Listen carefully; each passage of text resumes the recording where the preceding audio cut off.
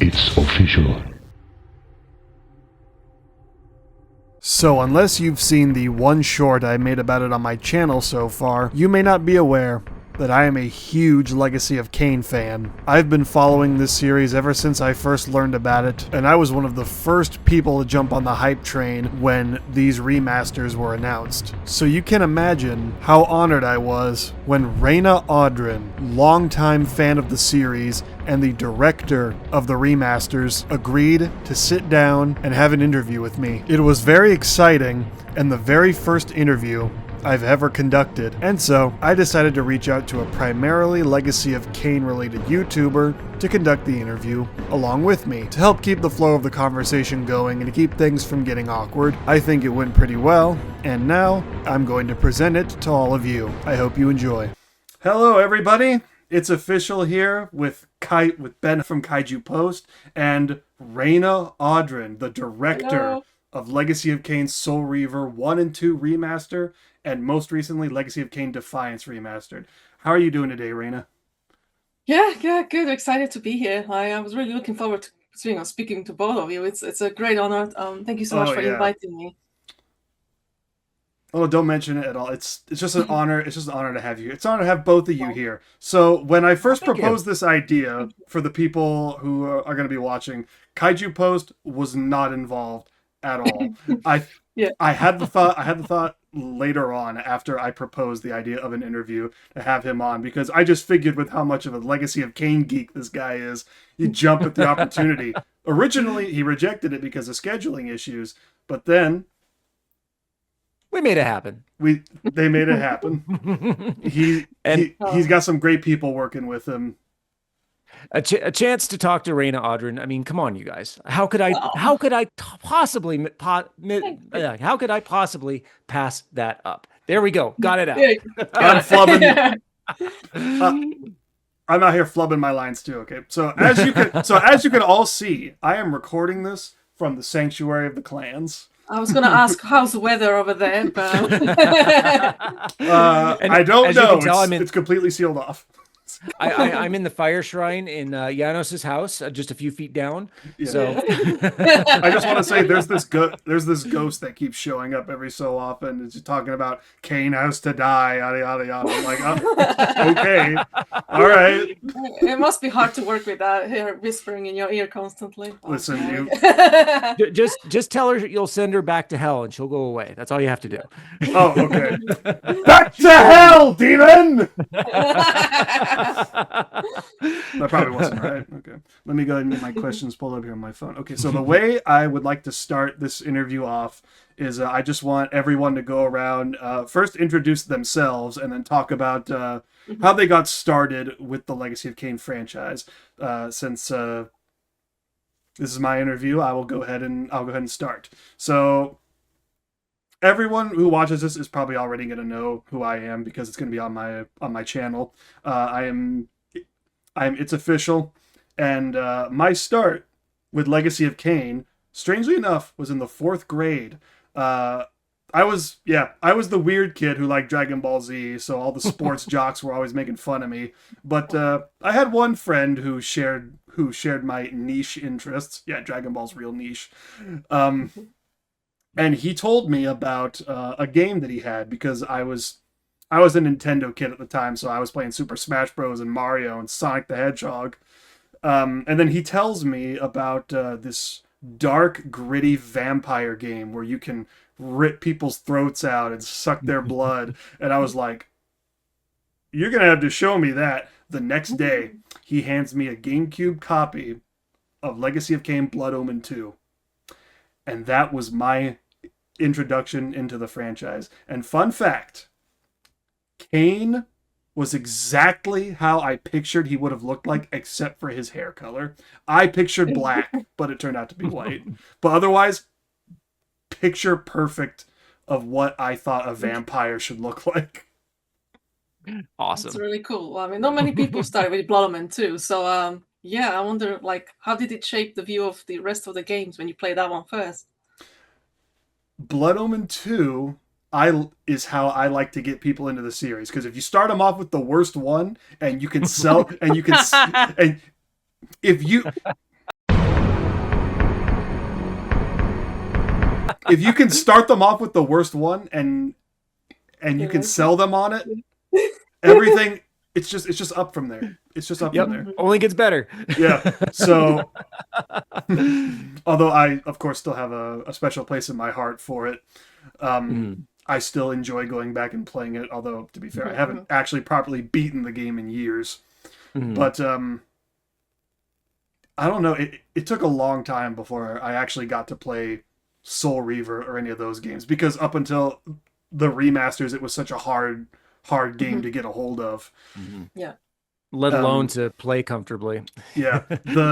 So the game I played after that was Defiance, because it was Oh wow. Yeah, because other than Blood Omen 2, it was the easiest one to get a hold of. You just have to have an Xbox or a PlayStation, and there you go. Yeah. Okay, it's interesting. So, but you got to play it, sorry, I guess eventually. Eventually, yeah. Yeah, I did. I did play them for the first time on PC. I had to get I had to get all kinds of fixes in order to make them work properly. No, I feel for you. Love your reaction there, Raina. Yeah. I will say, as of today, the only Legacy of Kain game in the line of the main 5 that I have not beaten is Soul Reaver 2, and that's because up until the remaster came out, even with the fixes I got, it crashed me, and I lost like an hour and a half of progress. Never played it again after that. I got soft locked inside the Dark Forge one time 21 years ago, and just No, it's the bird thing when you scare the crows. Like I swear, like I tried it so many times, I never got soft lock. I always scare them away. Go in, complete the puzzle, go out. But I think the key is to die inside, and then when it respawns you when the door is locked, and then you can't get out, or something like that. I think it never happened to me. So I think that's what happened to me. Yeah, I did the entire dungeon with those big faces. Oh, the Air Forge. Yeah, I had to. Yeah, I did the entire Air Forge, and then the game crashed. And I lost all my progress. Oh no! I feel that's like 2 hours at least, or 3 hours there. Yeah, we have to go all the way back from Ustenheim where the save point is. Exactly. Yeah, it's a long track. Yeah. So and all the cutscenes you gotta watch again. Yeah. Yeah. So, oh gosh. Would you like to go you're next, planning Ben? to finish it, right? Yeah. Yeah. Yes. Good. Of course. Good. Cool. Yeah, you can't not finish Soul Reaver 2. No, absolutely not. The wheel must turn. Yep. Exactly. Would you like to go next, Ben? Introduce yourself and your start with the series. For sure. So I'm Ben. I am the guy who's polluting your entire YouTube feed with Legacy of Kain shorts. And hopefully... Go check out Kaiju Post. It's Kaiju Post, yes. And hopefully you like them enough to come and visit our channel with the main playthrough videos. I've been a fan of the series since 1997. So I'm going to take you back to in 1997, back when life was a little simpler. And I had my first job. I was working swings, and I had made my first work friend, right? Because like when you're a kid, you've got your school friends, you've got your family friends, whatever. I made my first work friend, and he was so cool. He was just a really chill guy, and had long hair, and he was we had some great philosophical conversations. And I told him what kind of games I like. I said, well, I really like Legend of Zelda, for instance. I hadn't played video games very much at that point. Or, I mean, I had before, but hadn't for a few years. And he said, what do you think Zelda with fangs would be like? And so, I after work one night, went over to his house, and yeah, it was a great pitch. And he threw in Blood Omen, and I was transfixed. Absolutely transfixed. Kain was just like, I'd never seen a character like him. And so I left, cold of heart and soul, forced to the road and the long, bitter night. They, victors, suffering to the conquered. Ironic that now I was the one suffering. Not anything as pedestrian as physical pain, rather the cruel jab of impotent anger. The hunger for revenge. I didn't care if I was in heaven or hell. All I wanted was to kill my assassins. Their sneering faces were forever etched upon my memory. I had crossed death for this moment. My mind was empty save for one thought. I would kill. It's like, holy hell, he's evil and he doesn't give a shit. No, it's not that he's evil, he just doesn't give a shit. You must restore balance. You must right the pillars of Nosgoth. I care not for the fate of this world. Then for yourself, Kain. And I've said it before, Kain is the true embodiment of an anti-hero. yeah, he's a great anti-hero, and he's a great definition. And I was just so amazed with it, and like that became our game. You know, I'd go over to his house and play it. We ended up, a couple years later, ended up getting married, ended up living with him and his wife. And we played Blood Omen all the time. And, that just kind of became our thing. And then when Soul Reaver was announced, I lost my mind. And I just... In a good way or bad way? Because some fans reacted badly to Soul Reaver. It was a huge change at the time. It was a big departure, yeah. Yeah. Magazines were claiming Blood wasn't even a continuation. It was just carrying similar name. They were like, what? Yeah. I remember that. Yeah. I remember that, and I thought that it was weird that it was I was skeptical. I was skeptical until the first 10 minutes. Michael Bell just nails it as Raziel. I am Raziel, firstborn of his lieutenants. I stood with Kain and my brethren at the dawn of the Empire.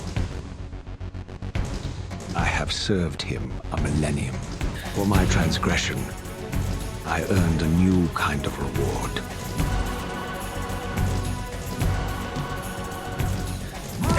Agony. Tumbling, burning with white-hot fire, I plunged into the depths of the abyss. Unspeakable pain, relentless agony. Time ceased to exist. The descent had destroyed me, and yet I lived. What madness is this? What pitiful form is this that I have come to inhabit? Death would be a release next to this travesty. And in that first 10 minutes, you just get this palpable sense of self-righteous hatred, and it is so amazing. And I just, I love it so much. I'm sure anyone who's watched my channel can tell you how much I say I love it. If you take a drink every time I say I love it, you will probably die. So don't do that. Yeah.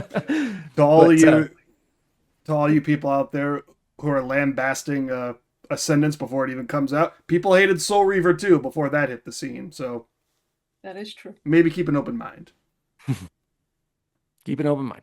Anyway, I started making YouTube videos, and now you see my face everywhere, and I'm sorry about that.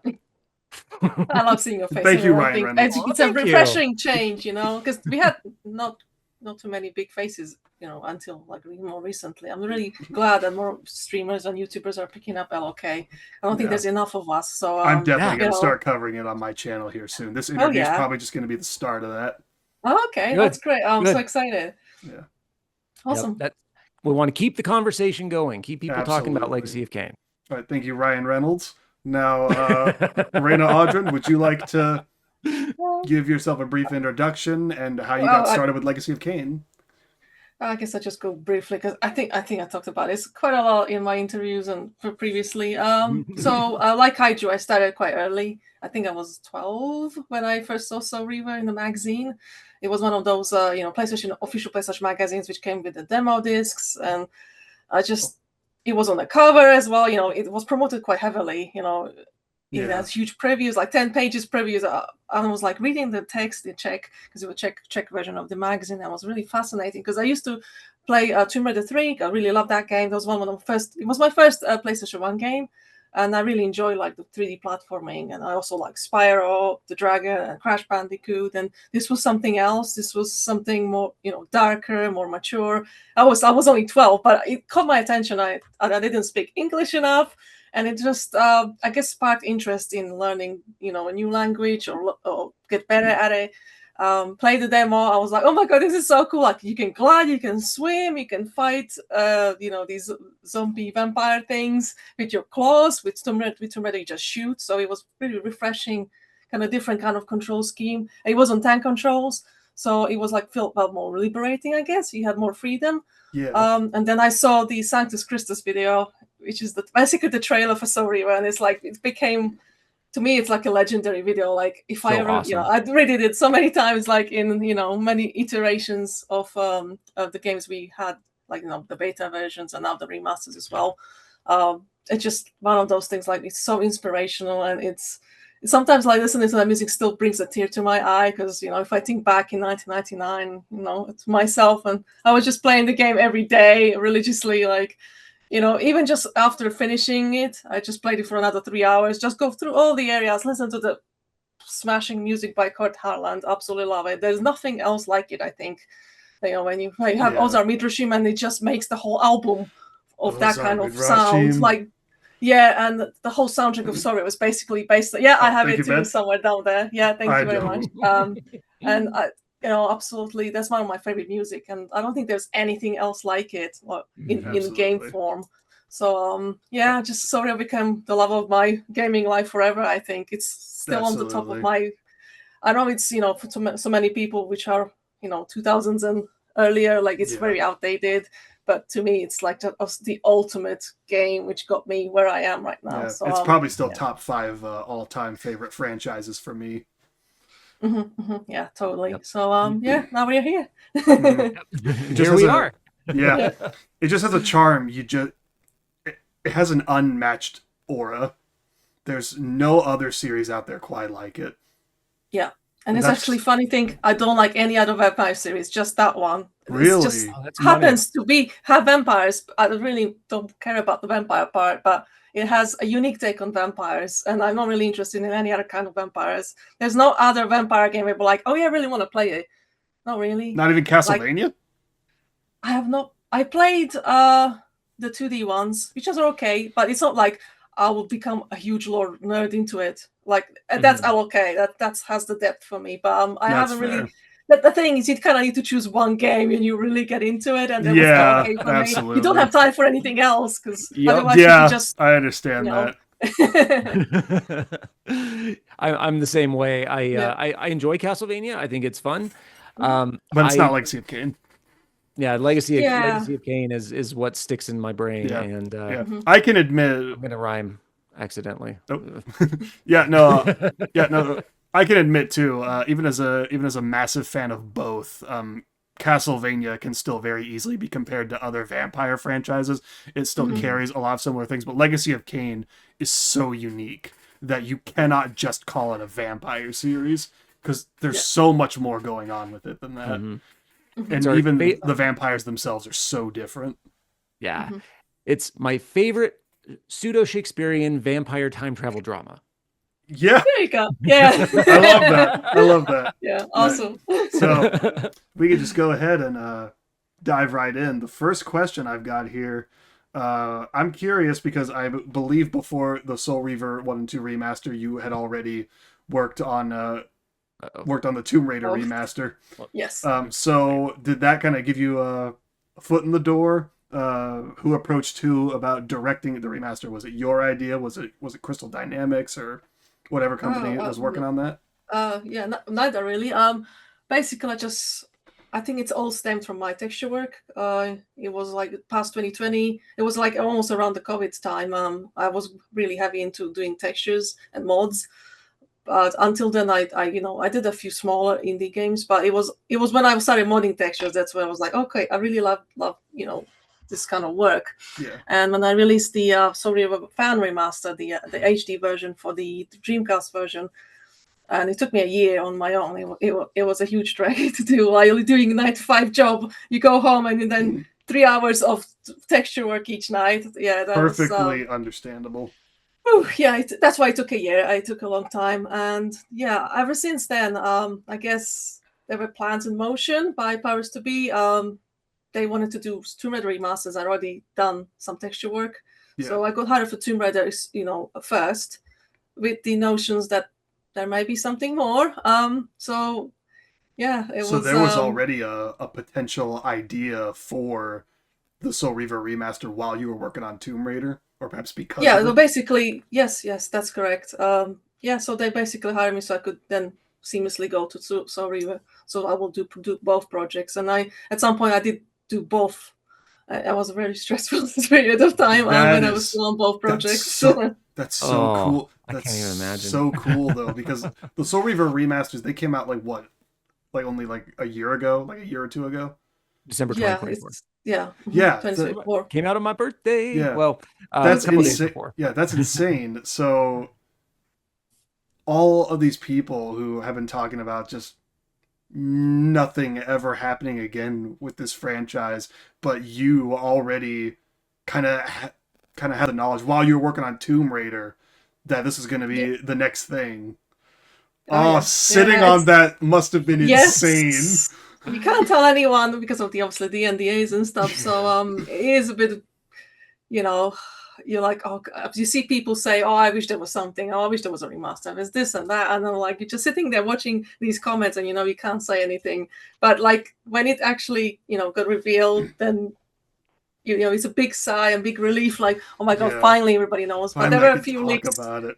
Yeah, there were a few leaks thanks to the statues with the logo, so it kind of leaked early, which was a bit of an annoyance. But oh well, that always happens. Yeah, exactly. So one thing I wanted to share with you, Raina, when I watched Baz's video right after the Defiance announcement, it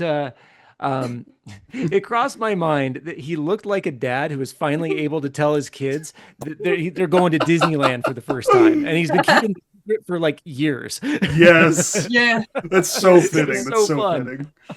Oh, it is so true. Like, yeah, because you're bottling it up and, you can't share it with anyone. And when you finally can, it's very liberating. Exactly. So cool. You can't wait for that moment because, you're working on this game nobody else has seen. And you're like, it's also nervous. Like, will the people like it? Will the fans like it? What do they think of what we're doing?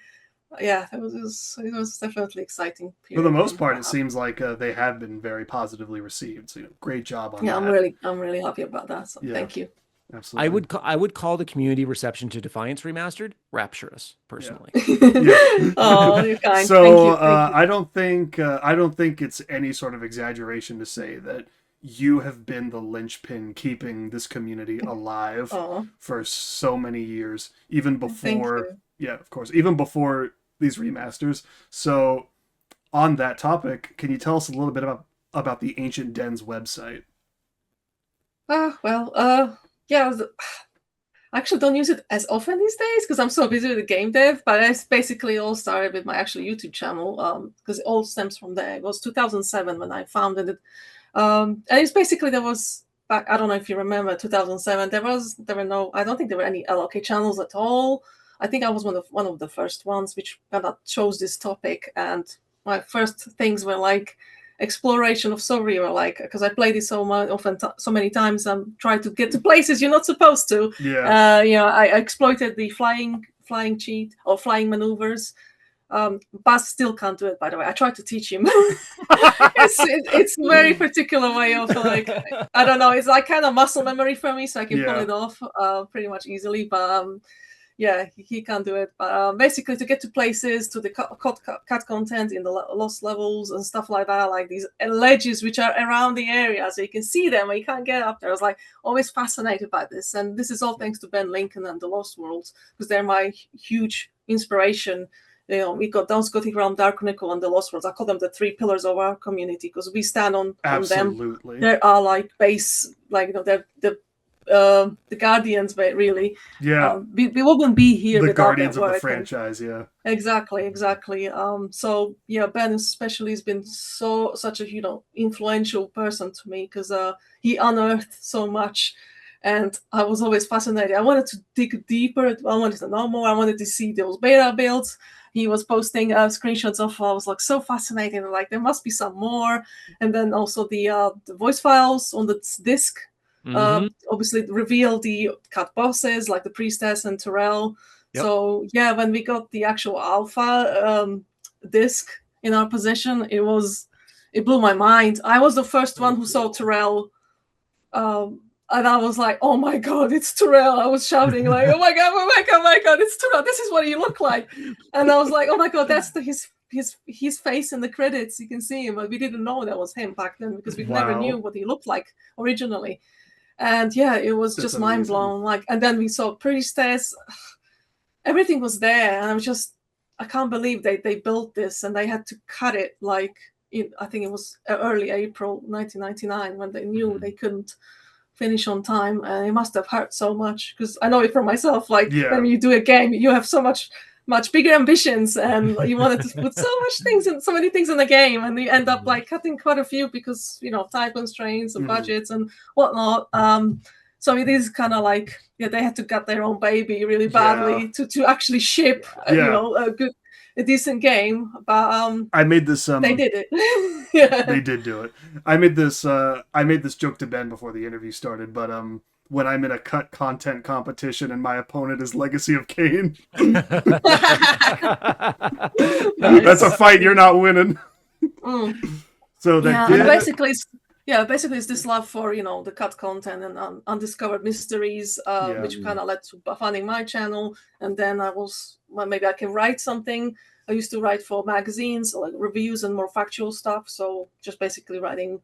I made my blogspot, and it's still running. I don't update anymore because I made my other website, which is basically has everything in it. It's easier to keep track of.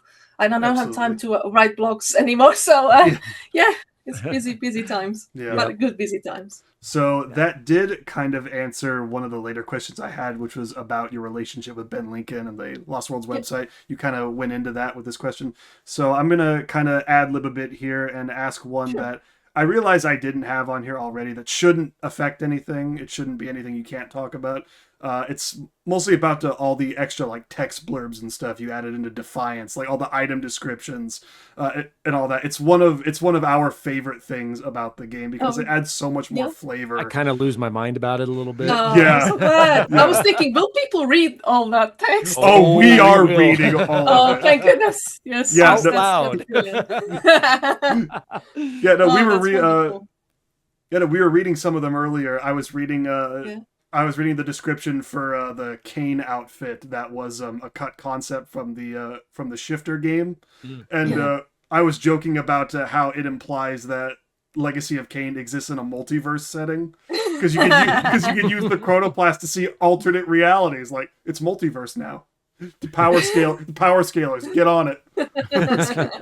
No, I'm so glad to hear that. It's actually my colleague from development, Avon. He's also running the LOK wiki. Yeah, he wrote all these descriptions himself. So I can thank him. I'm sure if he's watching them, thanks Avon. You made a lot of people happy. You really even despite did. Some of people were like, is that not too much text? And it was like, no, it has to be done. There's not enough text. We need more. The great thing is many people have been primed by the Souls games to look for story in the item descriptions. So that's great. Yeah, I guess that's and Souls especially is really popular. So a lot of new gamers will probably already have that kind of prior experience. So like Legacy of Kain Defiance Remaster, if they get into it from the Souls games, they're gonna have a treat. Yeah, anyone who plays those games is gonna have a treat, but them especially, lore enthusiasts. Yeah, that's what we're hoping for. You don't have manuals anymore. On manuals, with PS2 and all. Cool. I love reading manuals because it has the extra background lore. Explains all the characters, all the controls, everything. I know some people don't read them, but I used to love them as a kid, because you get an extra booklet and stuff you can read. We had no internet back then. It was the only source of extra information you had in the 90s, at least for me. So, yeah, I always treasured them. So this is kind of like equivalent of it. We kind of crammed everything we could. All the information there was, like recaps, because also some people were coming into Defiance without playing the rest of the games. It's a potential thing which could happen. So there's a recap, which is actually coming from the original manual, so you can read what happened before, and lots of cool stuff. So yeah, I'm really happy we got this encyclopedia thing working. If you remember the original inventory, it was quite simple. It was just a static screen, and you could select the Reavers, and it was like 3 screens, and that was it. But this really wasn't fitting the vision we had, because we had character skins. Yeah, there you go. The character skins, you have to select them somehow. So you have to actually, go through the menu and innovate the menu. And it's and the idea, new like, menu's really good.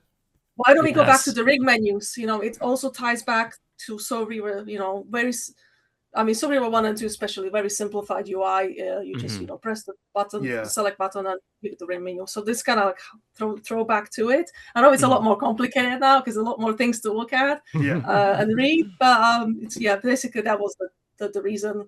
And also the other reason was like the revamp of the UI to go back to Soul Reaver style health coil.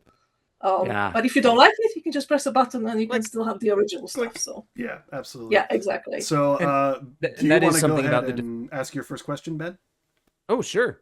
So I just want to make a quick follow-up on what we were just talking about. But I love that Defiance Remastered feels more like a Soul Reaver game than it ever has. And they just feel so cohesive together, and I love that so much. Even down to reusing the Soul Reaver 2 intro. The game does not the game does not want you to forget that Kain refused the sacrifice. Yeah, I mean, another reason for this is like they parted ways with Glyphax, so I think they decided also for budget reasons that just reuse what they had. It ends up working out. Yeah, I think it did. I think because the Soul Reaver 2 intro was a lot more interesting than the Defiance one originally. So just kind of slapping it onto Defiance ends up working that. It makes it feel, bigger. And that actually does lead me into my first question for you, Raina. So that opening theme, we always kind of got used to Defiance kind of cutting, starting with the kind of jump scare, right? Yeah. What led to finding? So was this a track that you guys edited together, or was this found? Was this really? No, this is actually an original track by Kurt Harland. He actually made a couple of versions for the original SR2 Ariel's Lament. It was like a simplified version, which sounded a bit strange, but also the final version, which you hear in the game. And there's also a voiceless version without Ariel saying anything. But on top of it, he made one for Defiance, which is full 5 minutes, which has parts of the SR2 version in it, but it's its own thing. Yeah. And you can hear it. You can hear a snippet of it in the original Defiance in the title screen, which only has like a minute. It's like a loop, and that 1 minute is part of this larger track, which is 5 minutes long. So they just took it and cut out just part. So it is the same track. I know some people will say, "Oh no, they changed the music," but it's the same track still. Now you can hear it in its basically entirety. And if you do want to listen to the original loop, it's still available. If you have PlayStation 5, you can go to the dashboard and it will play on the loop. That's the original theme. So we preserved both this way. Yeah. That's awesome. But it's damn cool. When I found it, I was like, "Oh my god!" Candy store. Yeah. I hope you know that. Like as soon as you asked the question, and she started talking, you just look like a kid at a candy store. Oh no, but we did not edit it. This is how Kurt composed it and intended to be a full track. So that's awesome. I'm really happy to have it in the main title because 1 minute loop. It kind of when you're looking through all those menus. It might get a bit, repetitive. So 5 minutes gives you a bit more variety to, the track, goes on and on. Yeah, so and that's I think it's way better. I had to start muting when I was doing my PC playthrough. At the beginning, when I do the whole thing with the coin and everything, I had to start muting it because it's like, okay, I just did the same thing over and over again, and so it's like this, now that the this version of the track is in there, it feels complete, and that is so cool because it's always felt truncated. And there's one thing. Do you know actually where it comes from? Like the it's actually not an original LOK track. It comes from Nightmare Circus. It's a game that Kurt worked on, and if you look it up, the melody of it he's on it. You can see him. Yeah, no, it's the same. We basically reused that theme in Defiance, and you wouldn't really, unless you actually heard about Nightmare Circus. Yeah, it's the same. One of my friends alerted me to it. I was like, "What? I didn't know about that." That's awesome. It is the same. I can't tab out. I'm full screen recording. I'm gonna send you a link and we can screen capture it later. Yeah, that'll be great. That'll be great. But awesome. It's really interesting. He reused it in Defiance, and it works. It worked great for Ariel's Lament, and also gives it more variety. So it's not the same SR2 Lament again. Absolutely. So Jim Hedges is on this. Yes. Jim Hedges. Yeah, they've been working for a while together. Kid in a candy store. I'm telling you. Look at this guy. Everything LOK, man. Honestly, I love it. That's why I wanted you on here. I love this energy. I love just being surrounded by I love just being surrounded by Legacy of Kain fans. Because when I grew up, I only had the one friend that got me into it that even knew what it was. Mm-hmm. I didn't have anyone, so I only had the magazines really, because nobody else played PlayStation games. I was the odd kid out. Like there was one other kid from the other class, but that was it. Yeah. By the time I got started, it was already over. Defiance had already come out. Yes, So. that's true. Yeah. All of my friends got so sick of me. When I because I got our first PS2 at the midnight launch when the first PS2 launched. The first thing I did was I threw Soul Reaver 1 in and turned on the anti-aliasing to see how it did with it. Nice. Sorry, I just want to get that out. Yeah, no, of course. So you were talking about how proud you were that that opening screen came out, how it came out. That leads me into my next question, actually. How confident do you feel in your work to retain the original artistic vision of the Legacy of Kain series with these remasters? Yeah, so I guess we can start, because obviously we have different teams on these two games. So I'll go talk about SR1 and 2 first. Okay. So I think we got as close as we could. I'm really happy with the direction on the monsters. Like, I think my favorite one is the Rahabim. Because it's this weird shark / serpent hybrid thing, like cobra is whatever. It's a weird mishmash of things, but it really works in the game. And these guys have a powerful bite, and they introduce both land and sea, so they are quite memorable to me. And they're nothing like I ever seen. Like, what the hell are they really? So I'm really happy with them. I know there was some controversy regarding Rahab's appearance, though. When we had the trailer, the people were not happy with the way Rahab looked, and it's really funny because we based his looks on the beta Rahab, which looked more like a fish. So we tried that experience because his retail appearance, again, like, it's a bit hard to make out what the hell is he supposed to look like. So we tried the fish angle, and that apparently ended up looking like a Muppet. So we went back to the drawing board. Like, okay, maybe like, a point. Oh, this ain't working.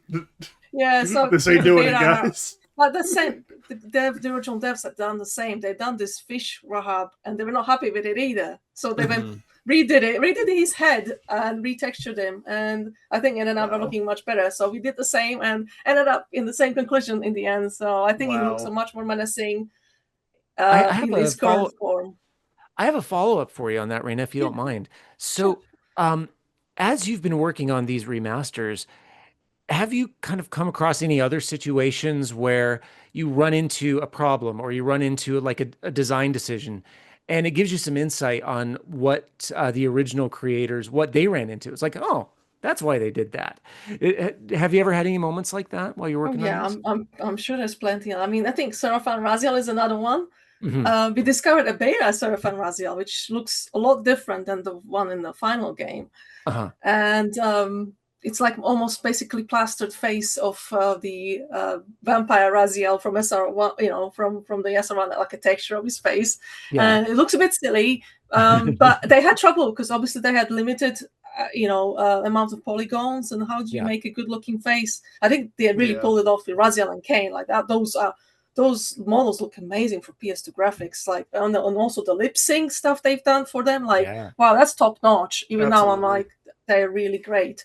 But yeah, the Seraphan Raziel was quite a bit of a challenge for them, and the same thing for us. We actually made a different head originally, which is a lot closer to what ended up being in the retail. But I wasn't still happy with it. I was like, can we not make a better one? And I don't know, it's different. It looks different, and now we made more detailed head, and some people still didn't like that. So you can make, you're never going to please everyone. So in the end, you have to decide on something. So, you can't just like, maybe this or that. So, in the end, we made that decision, and, sometimes you're like, oh, maybe you should have done the other thing, but you always have doubts. Like that's like with everything. Yeah. Like could have done this better, could have done that better. Yeah, Mhm. but in the end, I'm really happy with what the final game is. And it shows. Yeah, It absolutely thank shows you. Yeah, in your work. thank you. No, I'm glad. And it's also translating the low poly models into modern, more modern high poly versions is also difficult because you study their textures and they're really muddy and very pixelated, and you kind of use your imagination when you're a kid. Like, okay, you don't even see the pixels. You kind of, in your head, it looks cooler than it actually is on the screen. And now some people say that with the HD, that kind of takes away your imaginations because the actual HD model like fill those blanks which you were like, okay, is this a shoulder pad or is it something chitinous or something different? Like, especially when I do my hair. But And yeah, so Zaphanim's leather pants. yes, like they have like you actually see bones, like stretch bones in some on the original model. I mean, it's quite creepy. And I was actually worried when we were designing the Zaphanim, do they look beastly enough? I actually was like, when we made them, like I thought they were a bit too humanoid looking, so I asked them for the the adult to give them a bit of a bigger hunch, like bigger, they have like a triangulated head, like a spider. And we kept these fledglings a bit more humanoid looking, so there's not as the shape isn't as triangulated.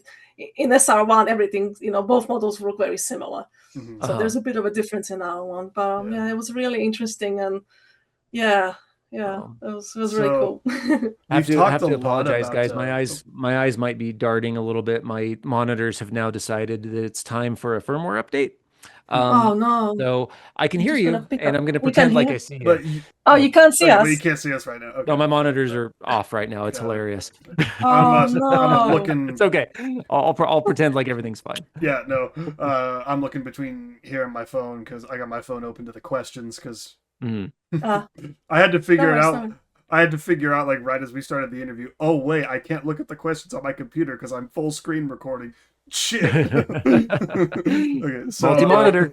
Yeah. So of course, we've talked a lot about the graphical updates. What can you tell us about the gameplay changes? Because obviously Defiance has the most striking differences. But if I recall, there were a couple changes done to Soul Reaver 1 and 2, right? Yeah. Do you have any specific ones in mind, or the camera? I could talk about 4 hours about this. Is it the day and night cycle? Do you mean, or something else? Not the day-night cycle, just like navigation stuff. I think was changed somewhat, especially for Soul Reaver. Yeah, we added the map, and it also tracks your progress in terms of picking up items. So I think that was quite crucial. And the compass.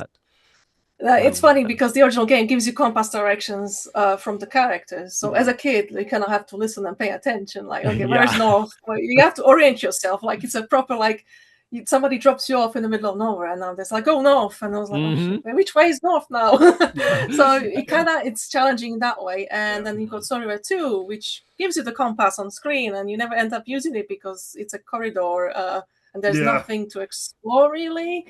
And you have the map there as well. So those things, which I thought almost never used much in Soul Reaver 2 because it's very linear. You go from A to B, B to C, and then it's back CBA again, back and forth. But Soul Reaver 1, I thought it would really make use of it. So really, really wanted the map, and also gives you a more sense of scale because in-game levels in Soul Reaver 1 are really condensed. They're really small. Like, it's supposed to take you a few days to travel from the pillars to the Lake of the Dead, but in the game it takes like 1 minute. So it's very truncated. Exactly. So the map kind of gives you like more grand sense of scale. We also based it on Blood Omen map, so make sure where the things are placed are actually correct. They're not just randomly haphazardly placed. Absolutely. And I noticed I noticed that you did that in Defiance too, where the cemetery is located in the southwest corner of the map, and then the pillars just kind of exactly where they were. I loved that detail. Yeah. Oh, thank you. Yeah. And of course, speaking of Defiance, has been very subtly tried to get me to bring up the camera is obviously the most striking difference between the two. In the OG, there was more of a Code Veronica style camera where it's kind of fixed, but it also follows the player as they move around, and it could lead to some obviously super awkward camera angles, making jumps and platforming super difficult. Yeah. Defiance Remastered does away with that completely. Even if you don't like the new graphics, you can still play with the old and the new camera, which is over the shoulder, more in line with what you would expect. Yeah, and it's also bringing it back to Surreal 1 and 2, because Defiance was supposed to be Soul Reaver 3 at the start, and then they obviously added Kain, and they're like, oh crap, we can't call it Soul Reaver 3 anymore, we need to rename it somehow. So they actually had a huge list of names they wanted to go through. There were lots of joke names too, like Refinance and Appliance, and these joke things.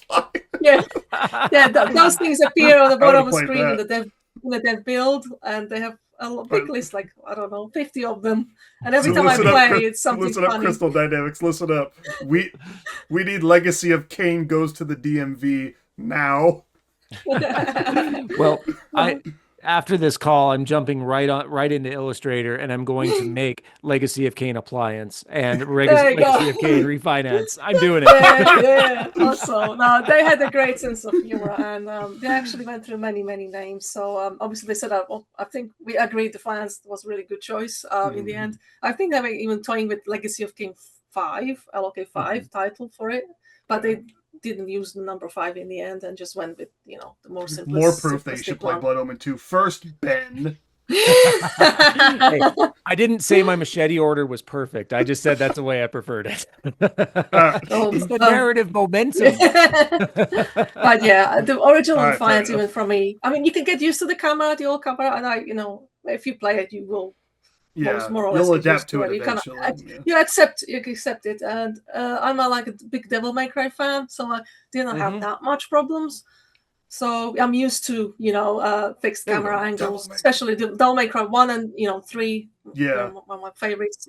So 3 especially. So I was used to it already. So I was like, okay, we're playing this game. But the problem is like the platforming.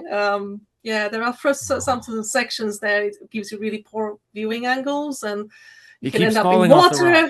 Off the rock into the water, and then luckily there's more checkpoints this time, so you don't have to walk 2 hours to reload or save your game. So to be fair, I still think the movement in Defiance is better than like Devil May Cry 3. Like it's better in Devil May Cry 3 during combat, but like when you're platforming, it's already better in Defiance because Kain and Raziel have a lot much more freedom of movement than Dante does, because when you jump you're kind of hard locked into whatever direction you're pushing, whereas with Kain and Raziel you can still move around while you're in the air. So I guess we're gonna veer off topic a little bit for this one. Cool. I was mostly just wondering if you had any involvement with the graphic novel or the Kickstarter that kind of started this whole Legacy of Kain revival. I would say, well, the remasters were already in production before then. Oh, okay. Raina started this. Just saying. But no, I did not have any involvement in those, so I can't really comment on it. If that's okay. Fine. Yeah, that's absolutely fine. So on that, Ben, you want to go ahead and ask your next question? All right. Okay, this is a fun one. I've been wanting to ask you this for a while. Here we go. So, post SR1, Raziel is dead. Kain has disappeared. Somehow you have the choice to ally with any of the clans that you wish. Who do you pick? You could tell he's been rehearsing. I didn't. I should have memorized it. That's a really interesting question.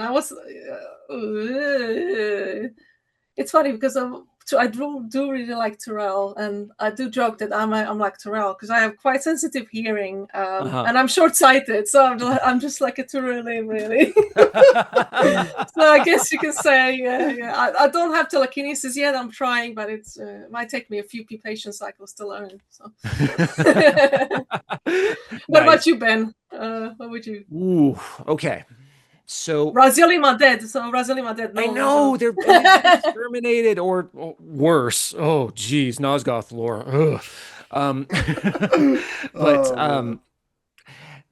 So I would probably say the Rahabim are probably the best equipped to survive in that in the post in the post Kain Soul Reaver 1 world, I think.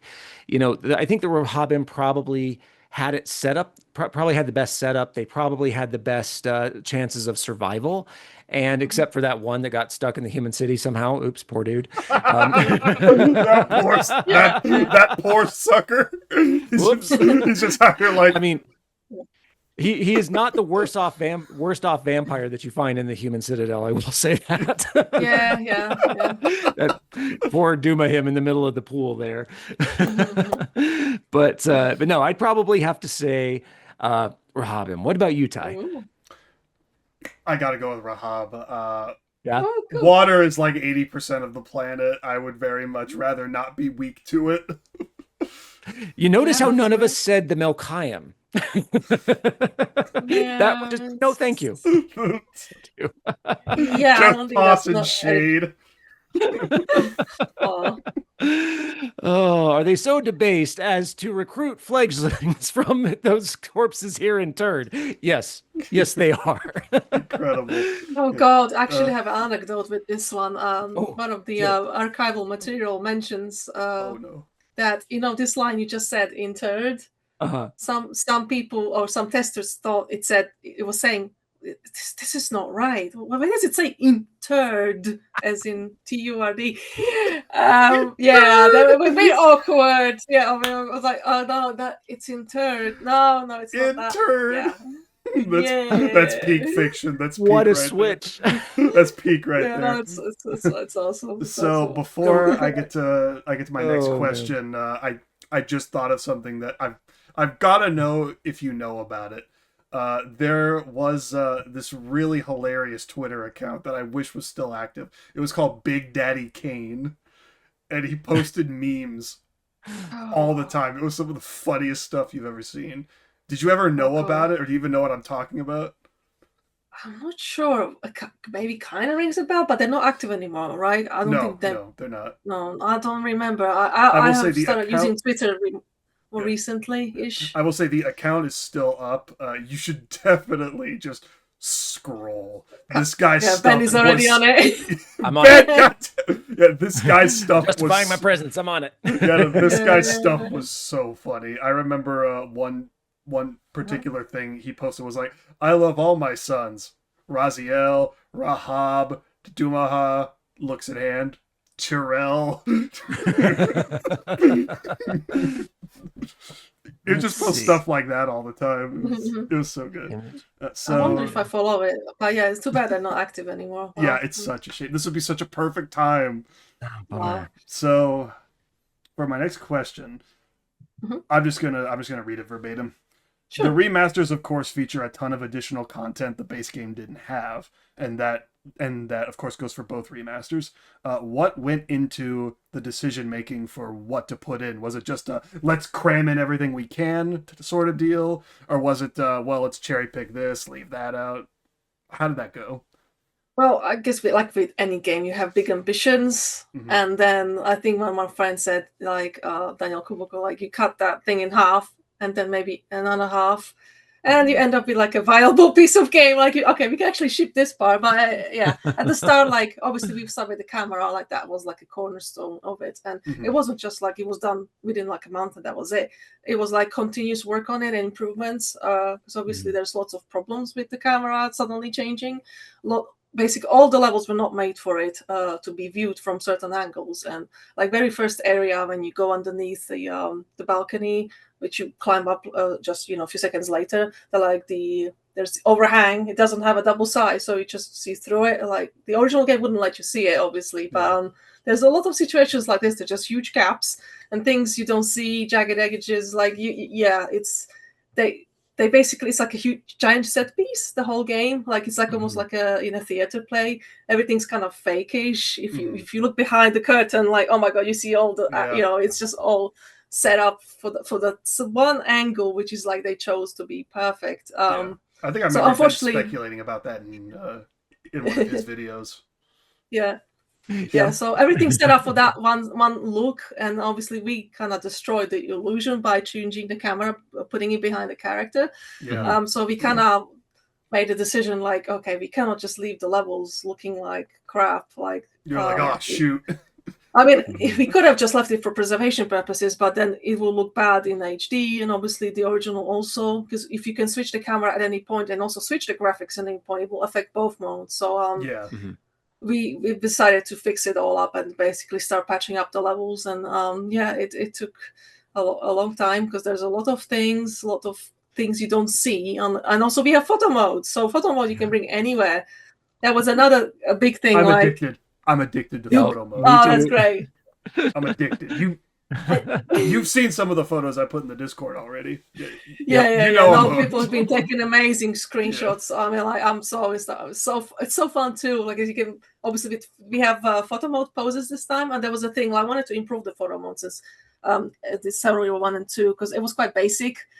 Yes, that's block pushing. That's block pushing, not dabbing. Don't lie to me. You know what?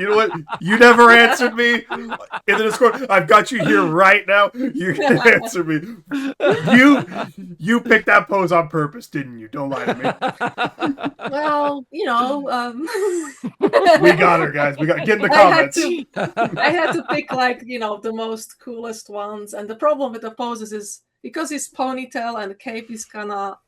He does its own thing. It's its own physics. Mm-hmm. It constantly goes through his body, and that happens in the original too. And it's and a lot of these and all these animations, when you pause them, you can actually see his ponytail going right through his chest like a alien, and the cape constantly clips through in all these moves. And you don't really, in fluent combat, you don't notice. You just keep fighting. But in photo mode, it exposes all these little flaws, and you suddenly see, oh crap, that doesn't look that great. So I had to, basically, I handpicked all the poses, and I had to go through each one. Okay, does it look good from all the angles? And sometimes you just may have to make compromises. And I saw that pose, and I was like, people will probably enjoy using it for many purposes. So I was like, yes, I picked that one. Yeah, it's very cool. Remaster doesn't have one like that yet. Yeah, and I'm very happy with the poses for sure. I've already made plenty of use of it.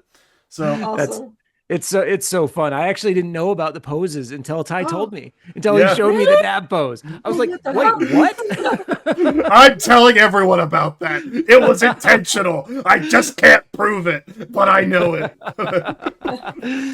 See, I love photo mode just because it makes doing my thumbnails a lot easier. Absolutely. Yeah. Oh my god, that's such a genius idea. I didn't even think of that. I'm so stupid. Yeah, do it. It makes it so great, so easy. And then the one today was just absolutely an egregious abuse of photo mode. So sorry to everybody about that. Oh no, I can't wait. I can't wait to see it. Go check out Kaiju Post I'm gonna watch it tomorrow. Yeah. You definitely see me playing around with photo mode in all of my videos. So great work there. I'm sometimes like, Kaiju, move on, come on, I want to see the rest of the game. Let's go. Well, I just want to make sure that Ben has time to get all his questions in. You're good. I'm so good. Cosmetics are absolutely my favorite type of bonus in any video game. The first thing I look for are their extra outfits. Legacy of Kain Defiance Remaster specifically added a ton of alternate skins. I assume we have you to thank for that. God bless. We wanted actually Vampires bless. Janos bless. I don't know who to, because I'm not saying the Elder God. I actually wanted to have at least some sort of swap out skins for Soul Reaver 1 and 2 as well. I wanted like Dreamcast Raziel or something. That would have been cool. But unfortunately we're out of time, so we totally went wild in Defiance instead. So you got loads of them. Exactly. So I'm aware that your channel is slowly releasing shorts for each of the costumes, but I guess I'll see if I can get a little bit of an exclusive here with that. What was the thought process behind adding some of the skins that were chosen? Which designs are added, and if you could briefly touch up on maybe not all of them, but like maybe your favorite ones that you were most excited to add to the game, why you wanted to add them in. Yeah, I think it goes back to like when I was writing the art book, The Art of Soul Reaver, the art book I published for free recently, like a few years back. Actually, Avon, my colleague, helped me with editing it, and we kind of had to go through all the materials which are there, all the concepts, and there's a lot of unused concept for Soul Reaver, obviously being started the life as a shifter concept. So that gives you very interesting look into its early stages. And we thought, like, what do we do for Defiance? Like, what would people want to play as? And, we have these, shifter concepts that you see in Soul Reaver. You see them in the credits, and it's also been released by the various artists. And they kind of like went through, and there are many, many more which are not released. Lots of iterations. Raziel looked like Rahab at some point with like a aquatic kind of thing on his arm. It's lots of different stuff. So we had to put it in the game. We have to wade through it, and I kind of had to choose like the most coolest ones. Like, what can we do, or just kind of a little bit cherry pick from few outfits and make sure it's like it looks coherent. Because some of these outfits are very early and they look a bit rough still because they're just concept stages. So we had to also add colors. So some of them were just black and white. I think the shifter skins are definitely very cool, especially Kain. I think with the goat legs. Demon legs. I love the shifter skins. They're so cool. Yeah. Yeah, and we wanted like emissive, like to Raziel, or the shifter Raziel, to have like the symbol glow in the dark, and also on the back. Yeah. It was really cool to design these again. To pick and what we can do with them. Yeah. So Ben hasn't seen them all yet. That's gonna be gonna be. No, not yet. Yeah, that's gonna be. Yeah, no, that's gonna be part of the fun of watching him do this playthrough. Okay, so I don't want to spoil that. Yeah. So well, I'll just try to wipe my brain. I already spoiled one or two of them before he kind of asked me not to. Oh. So he hasn't seen them, right? He hasn't seen all of them. No, I haven't seen all of them, but he has seen Keeper of Secrets. That's my favorite Raziel skin. Yes, I think it's like one of the more popular ones. You can see it in the Discord channel. A lot of people use that one, and Raziel is thick in that skin. We said that in our chat here. It's true. He is. He's keeping his secrets. Yeah. He's dumb. Yeah. What secret is he keeping? It's all right there. Well, yeah, that's what it's like. The opposite of it. If anything, leaves nothing to the imagination. So, Keeper of Secrets is easily my favorite Raziel skin, and for Kain, it would probably be not the Blood Omen 1, though that one is really good, but the one after that. Okay, it's not the Blood Omen 2 version. That is the one I'm thinking of. Yeah. Okay. I was trying to remember the name because I didn't want to spoil it, but. Oh shit! Yeah, sorry, Ben. I couldn't remember the name. I couldn't. It was like something. Sorry. It was like something Warlord. It was like something Warlord. It was like. And I think Ben can figure out like what kind of skins will there be for Kain. Come on, I think that's kind of who knows? Straight from it. Yeah, who knows? Maybe the Blood Omen 2 one is the one from the end of the game. That big spiky golden armor. Who knows? Oh, there you go. There you go. That was a choice. A fashion, as in terms of fashion, that was a choice. Some people in the Discord want that skin added. Like, apparently they're big fans of that one. So yeah, I heard. But I wanted to say on Keeper of Secrets, actually, it was designed by the same guy who did the new Lara Croft Remastered.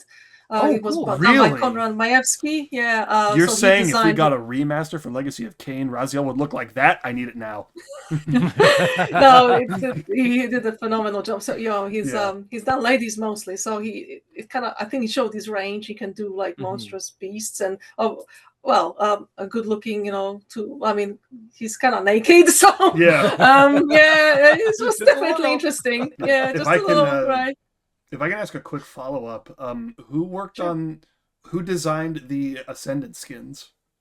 Oh, that was done by Jake Pawlowski.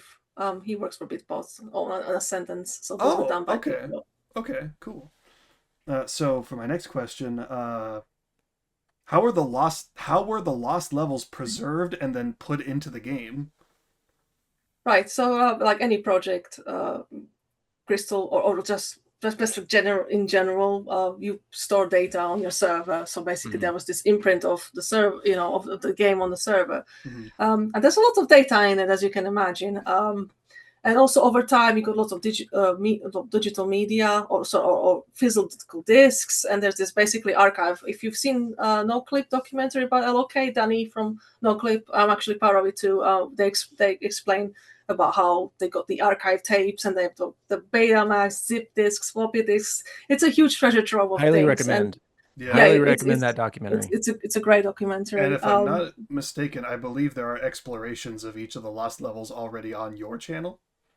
Yes, there Be sure are. to check those out. Thank you. So basically, just basically I asked around, like, do you guys have these levels? This was during Survivor 1 and 2, and they managed to preserve them. And I was like, oh my God, you kidding? No way, no way. And I saw all the levels, I was like, which got preserved. I was like, just incredible stuff. I was like a kid in a candy store when I saw those level names. Like, oh my God, finally got to see, and we actually could put it in a game as well. Yeah, like, that had to be incredible. I always wanted to see the mountain retreat. It wasn't fully complete, but this was the most complete version of it. Mm-hmm. And I was like stunning. Like, there's the throne room and everything's textured. Like, wow, like jaw dropped. So cool. Yeah. And the same thing for Defiance. Like, I never realized just how much cut content Defiance has until I saw the actually source files for it.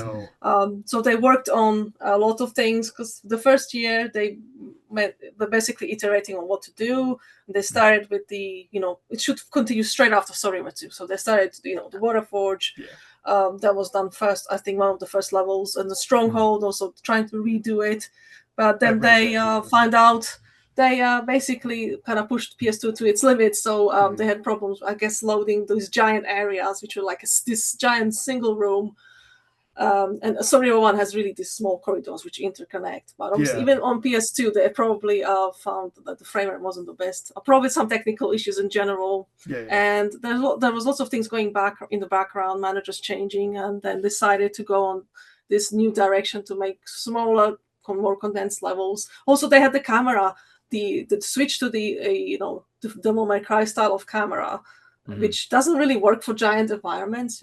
You wouldn't be able to move. You couldn't even see your characters. So I think that was one of the reasons they had to kind of downscale the size of the levels as well, so to make sure the new camera works, because you have to basically set up the spline points for the camera to go, and if they don't exist, you wouldn't see anything. So it was, I guess, also technical reasons they had to kind of go to this kind of way. Yeah.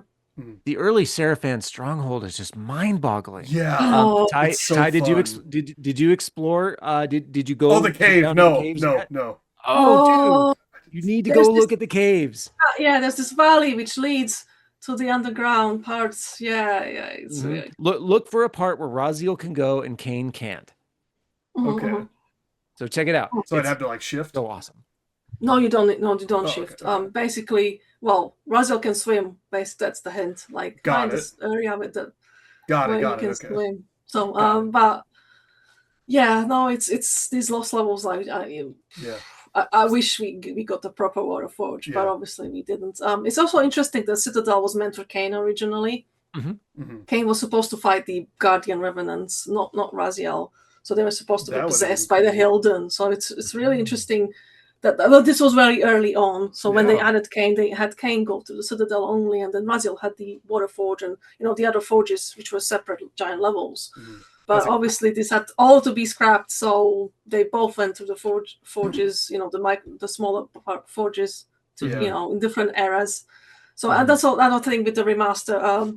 They were all same-ish looking, and when you went there as Kain and Raziel, I didn't feel there was enough of a difference.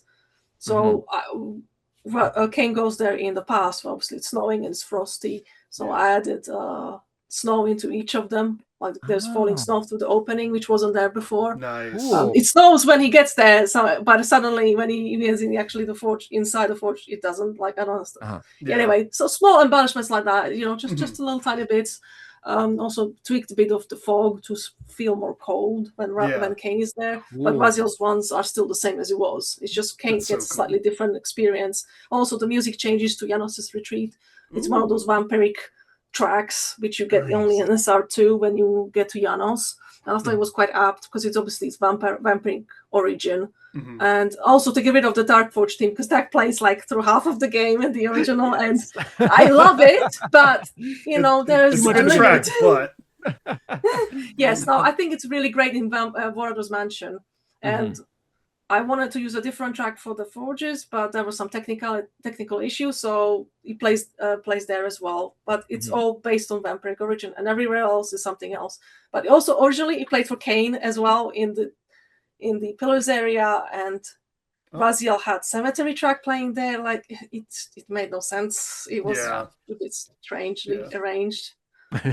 On the topic of lost content now brought back into the game, I realized like 30 minutes before we started this interview that I didn't have a question for perhaps the most interesting piece of lost content that has now been restored into this game, the Dark Prophecy demo. Can you talk a little bit about that? Yeah, sure. I'll just get up the trip. Of course. Right, so yeah, the Dark Prophecy, it's an interesting one. It's another one like, oh my god, we found the Dark Prophecy and it's playable. Like, that was a shocker. Yeah. It's basically, well, also it comes with some certain things which we couldn't include, but documentation and stuff like that. But obviously the level itself is the main tree. Like, you want to play it, right? Like, you want to see what they were planning. So like it was revealed online in one of these blog articles. It's a milestone build, so it means like it's a demo. It's like a small slice of the game, like to show off, that they're capable of making a game. It's like like it is progressing well. I mean, Kain actually had a double jump in it. Oh yeah, I heard really about that. strange. It didn't. I was like, "What the hell? Kain has a double jump?" And there's no explanation for it. Does he do like a flip? No. It's just like you jump again. It's like Crash Bandicoot almost silliness. I was hoping he'd do like a flip. So yeah, but actually, it was actually preserved as a PS2 disc kind of thing. So you can't just take it and just put it into a PC game. Yeah, you had to actually port it the proper way. And some of these abilities, like the double jump, it does not translate well into Defiance at all. So we had troubles, so we couldn't do that. So instead of, we just stuck some blocks to jump on, so you can still explore. It makes it interesting to speculate what the actual game would have played like, because I'm assuming they were using Defiance's gameplay as like a base. Yes, they were just kind of altering certain things to make that would have made the double jump actually make sense. I don't know about that. You don't think it would have made it in the final cut no matter what? I don't think it fits Kain at all to have double jump. We're going like Devil May Cry territory here, like fully with that. At least with Devil May Cry, you summon like a platform. Magical platforms. It kind of works, I guess. But here it was still a demo, so lots of things were not fully developed yet, so it looks a bit silly. One thing that was very interesting. I know for a fact Ben wants to hear about it. The Necromancer enemy. Yes, so cool. That's really cool. I spent a while like in photo mode, and you'll see this on the video next Tuesday. And I was like, okay, is it like, I knew that the other enemies had been some repurposing, but like I'd never seen this Necromancer enemy before. And like, okay, did they update Avernus? Because I haven't gotten Avernus yet. And I'm like, did they update the Cenobites in Avernus? Is that what they look like now? I was like, okay, that's cool. But finding out you made new enemies just for this demo is amazing. That's so cool. No, it was really cool. I'm so glad we managed to port him over, because it's obviously not easy. It's using Cenobite class, because he's a summoner type, so he summons remnants. But what you cannot see, it's like he actually has an eyeball in his mouth. And it's really weird. Like, the eyeball actually moves in the original demo. It's a bit gross. It's a bit gross, but it's so cool. It's weird. It's definitely a different style to what it's going more metal kind of than gothic. I kind of picked that up. It's like it feels like it was kind of leaning back into the Blood Omen 1 aesthetic a little bit. It kind of goes a bit wild and here and there. And also the music, which we couldn't get out of the game, the original demo. It's kind of like more bombastic sounding, almost. Okay. Kind of like slightly more orchestral kind of thing. So we had to replace it. But I think most of these things were just placeholders too. So you can't really take with face value. It's just what they used at the time for a demo. Like from a demo to a full game, there's a huge gap. So lots of things get replaced and removed, and improved. So you know, Absolutely. this I don't think this is what the full game would have looked like, but what it sounded like to be, it's going to be a lot more focused on combat, and you can see from there, like you get lots of these close encounters, like you can't move until we kill all the enemies. Yes. I'm gonna be real. On that note, I actually wonder if you'd settle a bet between me and Ty. What? The bit where you're in the circular room with the blood altar. I was gonna bring this up too. I had this idea. This is you can call this first time player idea.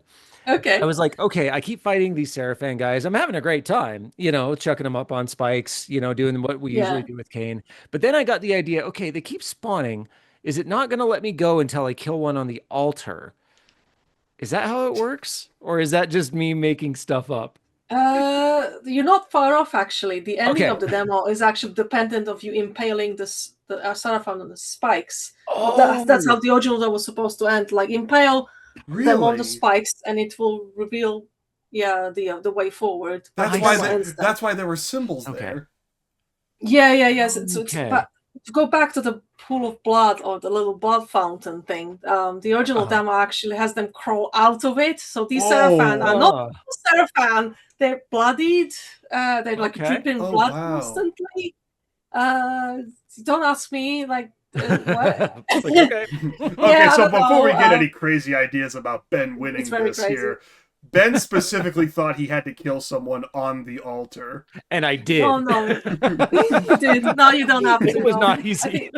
It's basically you need to kill a certain amount of enemies in that room, it will let you through. But the last one, with the force field, you're supposed to impale them on those spikes, and that's where it ends. But you can end it just if you walk into the... Obviously, we had to do some edits to the level, because... not everything worked when it was ported over, unfortunately. But we did our best what we had. So I think I'm still happy we got it working. Of course, it was really great. Yeah, no, it was so cool. Yeah, it's incredible. It's probably the most important piece of lost media that was added to this remaster. Thank you. I was really surprised myself that there was a preserved level. Like, oh my god, wow, this is what it looked like. I wish there we had more as well. But that's. Yeah, you saw my because if I remember, you saw my reaction to the announcement. So I mean, yeah, because if I remember right, I heard something about this. I don't know if this was also true for the Soul Reaver remasters, but on Defiance, you were working with the original source code, right? Like they still had it. Yes. Yeah. Yeah, that's same. Because remaster means you have the master, the master files, which lots of people get confused. The line between remaster or remake, it's very blurry these days. And when people talk about remaster or remake, they mean the opposite thing, or expect remake in the same kind of vein. Yeah. But for remaster, you have to have the source code. That's why I'm a bit upset with the Spyro and Crash. They didn't they didn't have the source code. They're not remasters; they're remakes. Yeah. And it kind of sets the expectation for everybody else to have that cool graphics and everything fully remade. But we always work with the source files here. So we're remastering what's already there. But yeah, just so it's clear, I think that the Soul Reaver and the Defiance remasters are some of the best remasters currently on the market. If not, thank you so much. If not 100%. the best, because it does more than just preserve and improve the original game. It adds so much extra stuff you don't see in other remasters. It's a whole. Yeah, I didn't. It has you have set a new standard. Oh, thank you. I mean, we could have, just left it at remastering the game itself and But me, I love the graphics, which is usually what you get with remasters. Yeah, I mean that's what it used to be. But I mean, if you look at the PlayStation 3, got lots of these like basic remasters, like Shadow of Colossus goes like upgrade, and only God of War. They all did was just like make the frame rate 60 FPS and maybe clean up the graphics slightly, and that was it. There was no expectations to do anything else. And if you got something on top, you were like, oh, cool, this is great. And now these days, the expectations are different. What you guys did, you have set a new standard. I want that to be understood. These remasters are absolutely incredible. I cannot praise you enough for them. And here's a thought, Raina, that I had the first time I played Soul Reaver 1 and 2, and that is about, I want to say probably about an hour and a half in, like after Malkaya, after Kain, it hit me that these remasters were being made by people who love the games as much or more than I do. And you could tell. And that was just, and it shows, all that love shows, and it's just so great. I love it so much. Yeah. I mean, for Story 1 especially, I was like adamant we have to have the dynamic music working. And that's one of the things which was the best part of the PlayStation 1 version. And when they didn't do it for the PC version, because I think they were really pressed for time when Nixis was doing it back in 1999, it really, like, I think it hurt the game, because it's, half the atmosphere is in that music. And Absolutely. it's changing depending on the circumstance happening on the screen. And the PC has just, pre-recorded sections. And it's just not the same, and lots of the tracks are missing. Horrible. Yeah, don't play that. I won't. Not now. Damn. I mean, I do have a little bit where I was messing around with some of your patches, like 5-6 years ago, and I posted a little bit to YouTube, but like I couldn't get over not being able to get a controller to work really well on it, and I got over. Yeah, and I got over that for for Defiance for the channel, but it just when the remasters came out, it really was a dream come true. Oh, thank you. Absolutely. Yeah, and your controls actually work this time, which is great. When I did it for the original PC port, you just run it. He will run in circle forever. Yeah. Like it just doesn't work. The thing with Soul Reaver. In the original PC versions that were released on Steam, Soul Reaver 2 was probably the most infamous for how buggy it was. There's just a random Steam community thread somewhere that has a .dll that fixes almost everything. It's like magic. Yes, I think it's by Gemini. Except for the fact that it crashes sometimes. Yeah, I mean, Soul Reaver 2 is I mean. That was the patch I had. They're volatile. Yeah, that was the patch I had. It somehow magically fixed everything, and then I lost an hour and 30 minutes of progress, and I was like, okay, I'm never doing this again. Oh, I see. Yeah, that's unfortunate. Oh, no. Yeah. But these games were not designed for high frame rates, and I find that a lot of problems is if people play on high refresh monitors as well, and the physics break completely. Like we had this basically.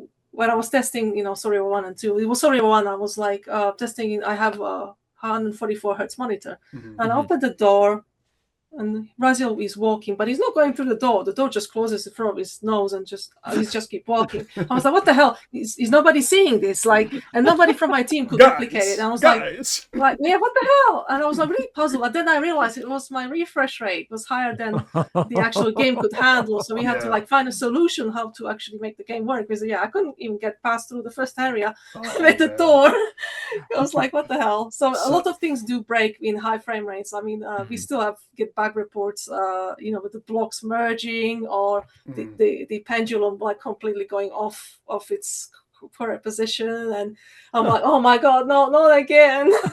Frame rate gore. Yeah, it is bad. Like, it is really tough to make these games work properly on every single setup, because when you testing QA testers, they all have certain types of computers, and you can never account for every single setup people have at their homes. We had a report from someone who just saw like blue fog because his setup was a bit. He was basically below minimum requirements. So stuff like that. Like you see all sorts of weird stuff. You can do as much as you can with testing, and there will still be somebody who gets soft locked because he climbed up the wrong way. You get that one. I saw that one a lot, like in the cemetery when they think they have to go up in the middle structure. They go to get the light reaver and they go back, and then this breaks the game's logic, basically, if you don't do it the way it needs. Yeah. And then the doors don't open, and I'm like, no, please don't go the right way. The remasters had a few fun bugs at launch too. Everybody remembers the black box. Oh yeah. No, that actually didn't appear there until like the really one of the last days. Like it wasn't there. That's why nobody saw it. It didn't exist right up until release. It was no. It was the elder god. It was the elder god waiting for his moment. These boxes are in the whole game. You just don't see them. They're just passable and invisible. Basically, they're the trigger points. So when you put the heart in, it's this box you interact with really, but you can't see it. Okay. But there was a texture update which made all the textures which were supposed to be transparent visible again, and just didn't get caught. And I was like, yeah, it's like not this black box, and people thought there was censorship and all sorts of weird things, and I was like, dude, it's just an error. Like, it got patched, thankfully, but gosh, was not the this elder- black box. It was the elder god waiting for his moment to sow. Yeah, to no, sow, I felt division so between the embarrassed. Like, fans. Hey, yeah, Ty, I was like, no. is it okay if I take a couple minutes and tell Raina a story about the black box? Sure, I want to hear it. Okay, All right, go for so it. of course I played it at launch and played most of the way through, at least that far. So I had grabbed, I want to say it was the orange heart. And I was just kind of like, I hadn't played in a long time, so I wandered down into the blue chamber, and I saw the black box, and I was like, "What is this?" So I went over and just kind of looked at it, and like I toggled back and forth between original, like okay, it's a bug, it's not there, in the original, and I'm like, okay, and this is strange, and so I'm like, okay, well, let's just solve this puzzle. I accidentally got the trophy for the sacrifices rejected because I was so confused by the black box. Nice. Oh, that's wonderful. Well, It was something so out of funny. it, right? I laughed so hard. Seriously, like, oh my gosh, it was so funny. I was so entertained. Oh my god! To be no, it's honest, so in good. my 20 years of playing Server 2, I never done it, and I didn't realize that can happen. Like, when we got this achievement, I was like, what? You can do the wrong part? No way! I always play it a certain way. I'm like almost religiously, so I never do things out of the ordinary. Yeah. I don't You even never pick up assume you can torches make from the mistakes wall. like- I don't even yeah. pick up weapons. I just leave everything pristine in the wall. I just use the Reaver for everything. Right. Yeah, and I didn't know you can do this. Like, what the? It Incredible. was so funny. Yeah. So on that note, do you want to go ahead and ask your next question, Ben? Sure. Okay. So this is only a semi-serious question. All right. If I wanted to mod something ridiculous into Soul Reaver Remastered, would you be mad? I hope not. Would you be mad? No. Actually, I'm Okay. surprised there's not more mods for Story 1 and 2. So I'm hoping to see more mods for Defiance. Yeah. I'm waiting for a maybe character swapper so I can play Kain in the entire game. I'm hoping somebody puts Dante and Virgil maybe in it. So and they Oh. record the Avernus fight. That would be so There we cool. go. That would be Yeah. sick, actually. Yeah. Somebody do it. Modders, get on it. Yeah. Okay, so this is a question that I've been really interested to hear what you have to say on it. Is there anything about either of the remasters that you are especially proud to have put in that you feel maybe has not been talked about enough that you'd like to bring some attention to? Actually, yeah. I know this is silly, but the footprints and footsteps. Oh yeah? This is a weird one. Like No, so I basically, understand. the original Defiance, the PC version especially, has basically, I think, exclusively stone footsteps for both characters all the way through. I don't know if there's any wood sound for Raziel, maybe in a few areas, but it's very limited. So yeah, this was one of my points of contention. Like, I really am particular about sounds, and if you play Story 2, it has this nice clunky wood noise when you go across that bridge. It only happens like twice in the game, but it's one of those, you remember that. I remember that sound so well, and the sounds of when you walk on grass and stone, it all changes, and it kind of contributes to the believability of the world. So when you walk in on a grass and you still hear some weird stone footsteps, it kind of takes me out of it. So I had to look through the game, like, see what I can do, and I actually found out that Kain only has like 2 types of footsteps, like the stone ones and the snowy ones, and nothing else.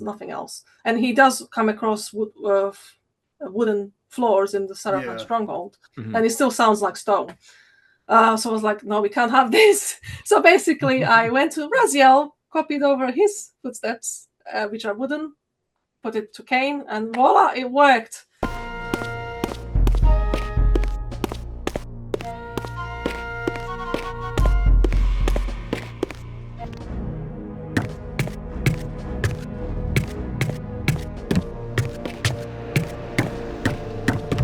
I was like, oh my god, this was so easy. Why did I do this? And it's not just the wood. It's also carpet.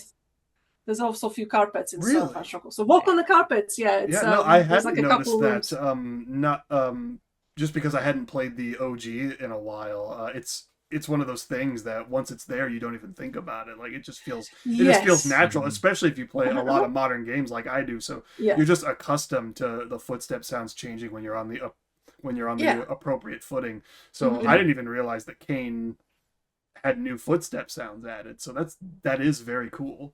So awesome. Yeah, and also Raziel was missing his footsteps when he was sneaking. Basically, it was dead silent. There was nothing.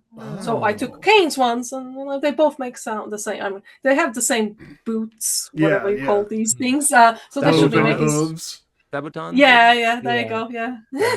But yeah, they're both. And I'm really happy I got that in because they didn't really manage to fix it for the PC release. I know PlayStation 2 has some wooden footsteps and carpet noises, but not everywhere where it should. So I went to every single level and like put carpet noises, make sure it actually plays. Basically the way it works, it detects the texture you walk on. So if you have a carpet texture, it will play that sound. That's it. Okay. It's so simple. And the same thing for the walls you climb. They have a stick texture. So it's basically designated as a stick texture, and it knows that you can climb on it. And it's a very simple system and efficient. So I was a bit surprised like they didn't go back and re-add these. Oh, well, I don't know what happened. Obviously, they've been crunching and they're really, really, they didn't have enough time to finish everything. So, I felt really like, yes, I'm gonna finish the job, basically. So cool. And I'm really particular about sound design. And there's also the footprints. They were actually bugged. They didn't work correctly in Defiance. There's like only one spawned on one foot. If you jumped into water as Raziel, for example, and then you walked, you sometimes see one footprint, but that was it. In Reaver 2, if you walk on snow or you don't go water, you would see proper footprints spawn behind you. But this wasn't the case in Defiance. I checked it. It wasn't, even the original PS2 release didn't have it. It was still bugged. So they ported the system, but they didn't actually go in and fix it.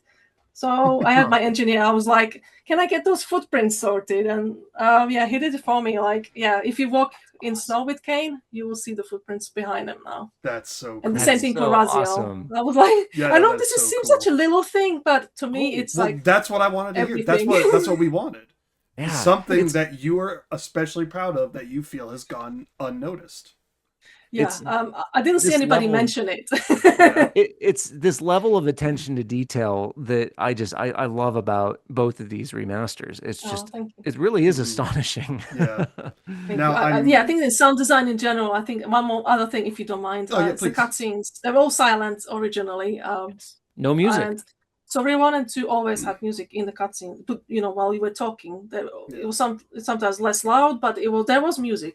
And when Gay gives his speech to Raziel, you can hear this awesome Pillars 2 soundtrack behind him. It makes it all magical and really special, that moment when you get to learn about Kain's motives and what's going on. And I felt Defiance really lacked that.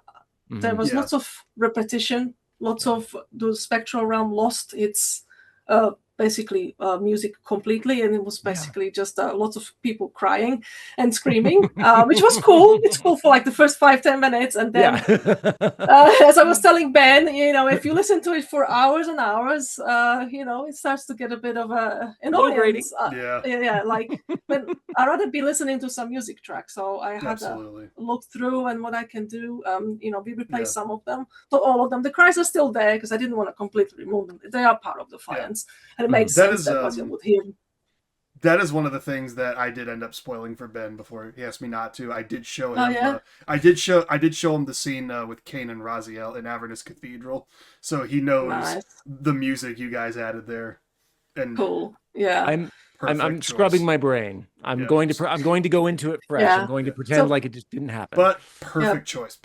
I just thank you. Basically, I have to direct the cutscenes again with the sound, and see where is the perfect moment for this music to change. There's also some missing sounds as well from the PC version. I compared it to the PS2, which you have when he pulls out the heart, it beats.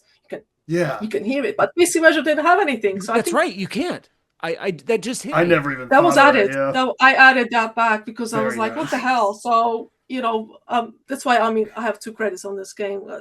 Well, 3 really, but I also did audio as an audio lead because I had to go into each of these cutscenes and basically put them together and add the missing sounds. There were lots of some of the there's supposed to be footsteps there that there weren't. It was lots of lots of extra work. Nobody realizes that. So that kind of goes back to my previous question. the things that just have not really been talked about. Like, so Ben Burt of Lucasfilm. how many Bens are there? There are many Bens. There's dozens of us. But They're everywhere. Ben Burt was the sound designer on Star Wars, and he went to a test screening after the first complete sound design pass, and he was absolutely devastated that nobody mentioned the sound. And like, he had the lightsabers, he had the ships, he had the blasters, everything. And he talked to I can't remember who it was he talked to, but he said, "Look, I put so much work into it, and nobody say anything." And he said, "Well," and the person he was talking to said, "Ben, that is the most incredible compliment that you can get, because it sounds right. Nobody says anything when it sounds right." And that's how I'm thinking of this, Yeah. It's like, Thank you. Defiance sounds right. Yeah. And I love that. Thank you. Yeah. No, it's not. I saw some comments that they some people prefer silence and stuff like that, but I think I'm not one of them. I think at certain points it's warranted, but in other points, I definitely don't agree. Mm-hmm.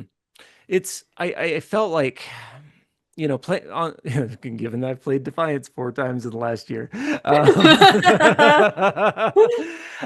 that is something that, coming out of my last PC playthrough, I really like, especially Raziel's choice at the end of the game. I put Ozar into that for the series of shorts that we did, because I felt like that moment. I'm so excited to see what you do with this, because that moment is so powerful. Yes. And like, it never, years ago, it never hit me exactly what it was Raziel was doing here. And, as studying it and everything now, I'm so excited to see what you do with it. I'll tell you this, you're not going to be disappointed. Cool. You're going to love it. So I guess I can't talk about it then. All right. I can do this. If we're still here by the time he leaves, you can talk about it. We'll bring that back up. I'm sorry. I'm the friend who's half a season behind on Game of Thrones. No, you're good. You're good. So I'm sure the NDA is going to answer this question for me. But I've got to ask it. Is there any chance for any future content for the Defiance remaster, like skin DLCs or anything like that? Maybe a bonus mode. You guessed it, NDA. I can't talk about it. Yep. Well, those NDAs. Well, nothing you can do about them. Well, if there was nothing to hide, then why would there be an NDA?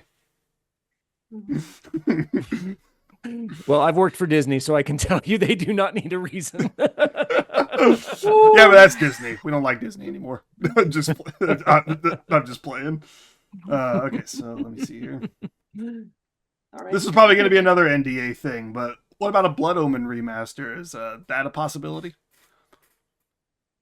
I don't know.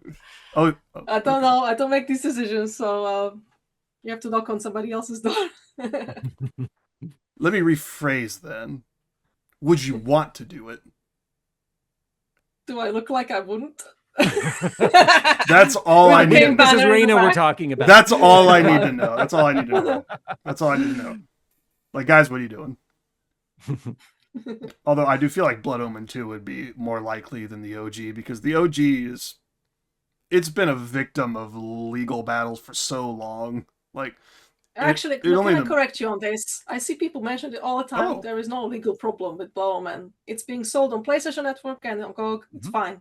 Rights are within Crystal. Yeah, I knew that it was put on GOG in the last couple of years. I'm surprised it's not on Steam though. If there's like no problem with it. I don't know if it will come to Steam, hopefully at some point. But I can't really tell. I have no idea what the future will bring. Okay, they're so I guess Raina Audron debunks the popular story that Blood Omen has been in legal hell for years. Yeah, it's a bit, I keep seeing it constantly, and they had this dispute in the 90s and they sorted it. Mm-hmm. So you heard it here. No dispute. And Crystal came out with full ownership of the IP by the time they started on Soul Reaver, right? Exactly. Yeah. So there's no problems really. I mean, we kind of guessing in the background what's going on with this, but obviously them selling it on GOG and PlayStation Network means there's no problems. So they wouldn't be able to if there were issues. Yeah. I mean, it's basically just basic deduction. Like, just they're selling it now. Yeah, and they're all on PlayStation. Just saying. Yeah, all of the games are on PlayStation now. Yep. Absolutely. Yep. So, would you have anything you would want to say to people who have been particularly critical of the remasters? I've seen a lot of people say that they think Kain has too fierce of a scowl and he doesn't smile. They can go to hell, is what I say. Yes. Yes. Like we didn't hire Patrick the Hilden Johnson for no reason. Like, he's legendary among the fandom, and he made these hugely detailed models based on the FMV renditions of Kain and Raziel. And I can see some of the newcomers who only played Defiance got confused, and they think, what the hell why does Kain look like that? But they don't, I swear they didn't see the SR1 and 2 FMVs. Yeah, like, just basically that was our goal. Yeah. Those are the ultimate forms for me. Like, this is how Kain and Raziel was supposed to look like. Exactly. So awesome. The ones in the games are kind of like, with limitations. They didn't have as many polygons. They can't just stick this, 50K or how many polygons, 100K polygon model inside the game. They had to downscale it. And this is what it's supposed to look like to me. Like, FMV Kain is the Kain. That's Kain. That's Kain. The one in Defiance is that's him. It looks like it looks like Kain, but to me that's not. No, that's it looks like a whole different guy. It looks very different. They also made him gave him a hero posture. Like, you can notice he's very, very much more buff than he ever was before. Yeah. So it was different artists, a different, stylized. So, It's interesting that you bring that up, because I remember being involved in a conversation in the Discord where someone was saying that he thought the remaster skin for him in Defiance was too scrawny, because they, I guess, thought he was supposed to be as brawn as he was in the OG Defiance. Yeah, no, especially when you click the stick, I can see why would they think so, because that's the only thing they can compare it to at the time and in the moment. And if it's somebody who didn't play the other games or didn't really realize, like, okay, there's this FMV versions of them, that's what we're trying to go for. It's obviously not exactly 100%, because obviously these days materials and stuff already evolved from the 90s, so the cowl on Raziel is so much more detailed than in the FMV. I still love those models, like they're amazing to me, but they're updated. Also the rigs in Defiance, like the skeleton of the character, they are a certain way. They're meant to match the originals. So when you take this really high poly model and try to stick it onto the skeleton, you do end up stretching certain parts, because it will not fit the way the original model would. So there are certain concessions you have to make, unfortunately, just to make it work. Oh yeah, like a small detail I noticed for Kain. The legs. Well, no, I was gonna say for Kain, any of the models where he has a normal hand. Yes. I noticed because I'm using this finger only. Yeah, because he only has 3 bones. Yeah, exactly. There's a limit. So and whatever you'd call the last finger. So on a model where he has all 5 fingers, it's mapped to the thumb, the index, and then the other 3 are one bone. It's something I've seen because I make models for a VR chat. Oh yeah, so brilliant! Yeah, that's great observation. Yeah. I noticed it right away. Yeah, nice one. Yeah, we had to do that, but there was no other way to do it. Like, this, not without completely redoing the skeleton just for the skin. Yeah, no, all the skeletons and animations are original.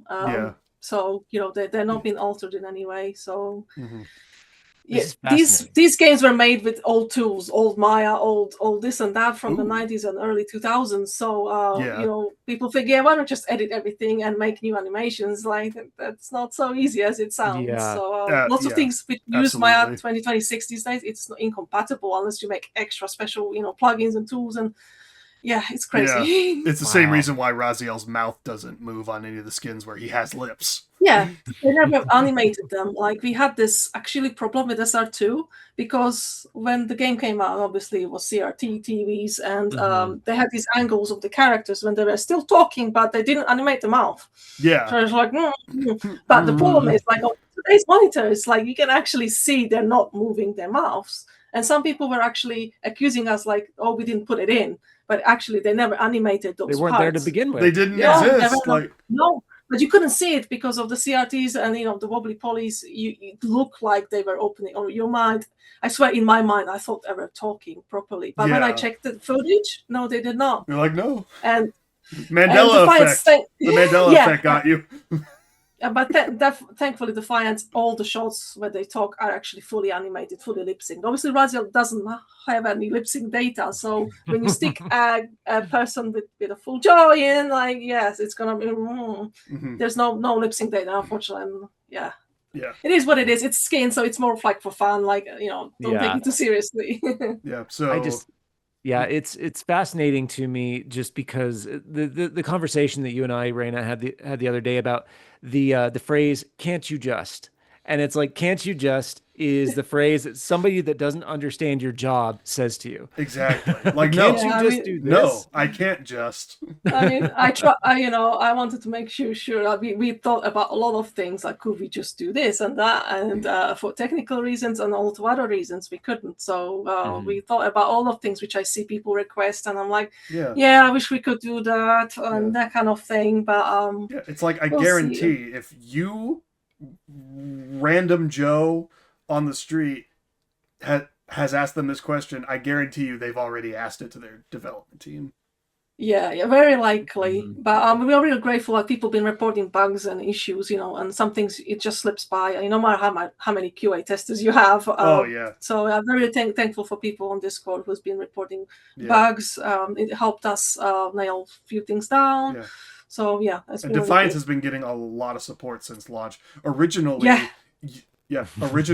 the voice lines for the menus were not in the game, and then the latest update slapped them back in there, and that was amazing. Yeah, it was just a technical thing. Like, once we figured it out, it was easy. Yeah, we were talking about it the day before, and then boom. There it was. Yeah, I don't think we don't watch. I mean, I pretty much read all the feedback, and hell yeah. Hey, Raina, you should watch the first 30 seconds of the new video today, because we discussed it, and Ty, you should watch it too. It's I will as soon as it comes out.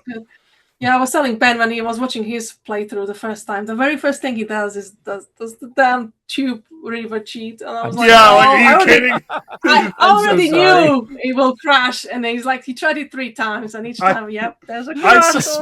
I suspected he was gonna try it because I watched his OG Defiance playthrough, and I swear, I'm pretty sure he said near the end of the game that when the remaster comes out, first thing we're gonna do is try the cheats. We're gonna check something very important. And I think the only one that worked was like the only one that worked was like the low poly textures, right?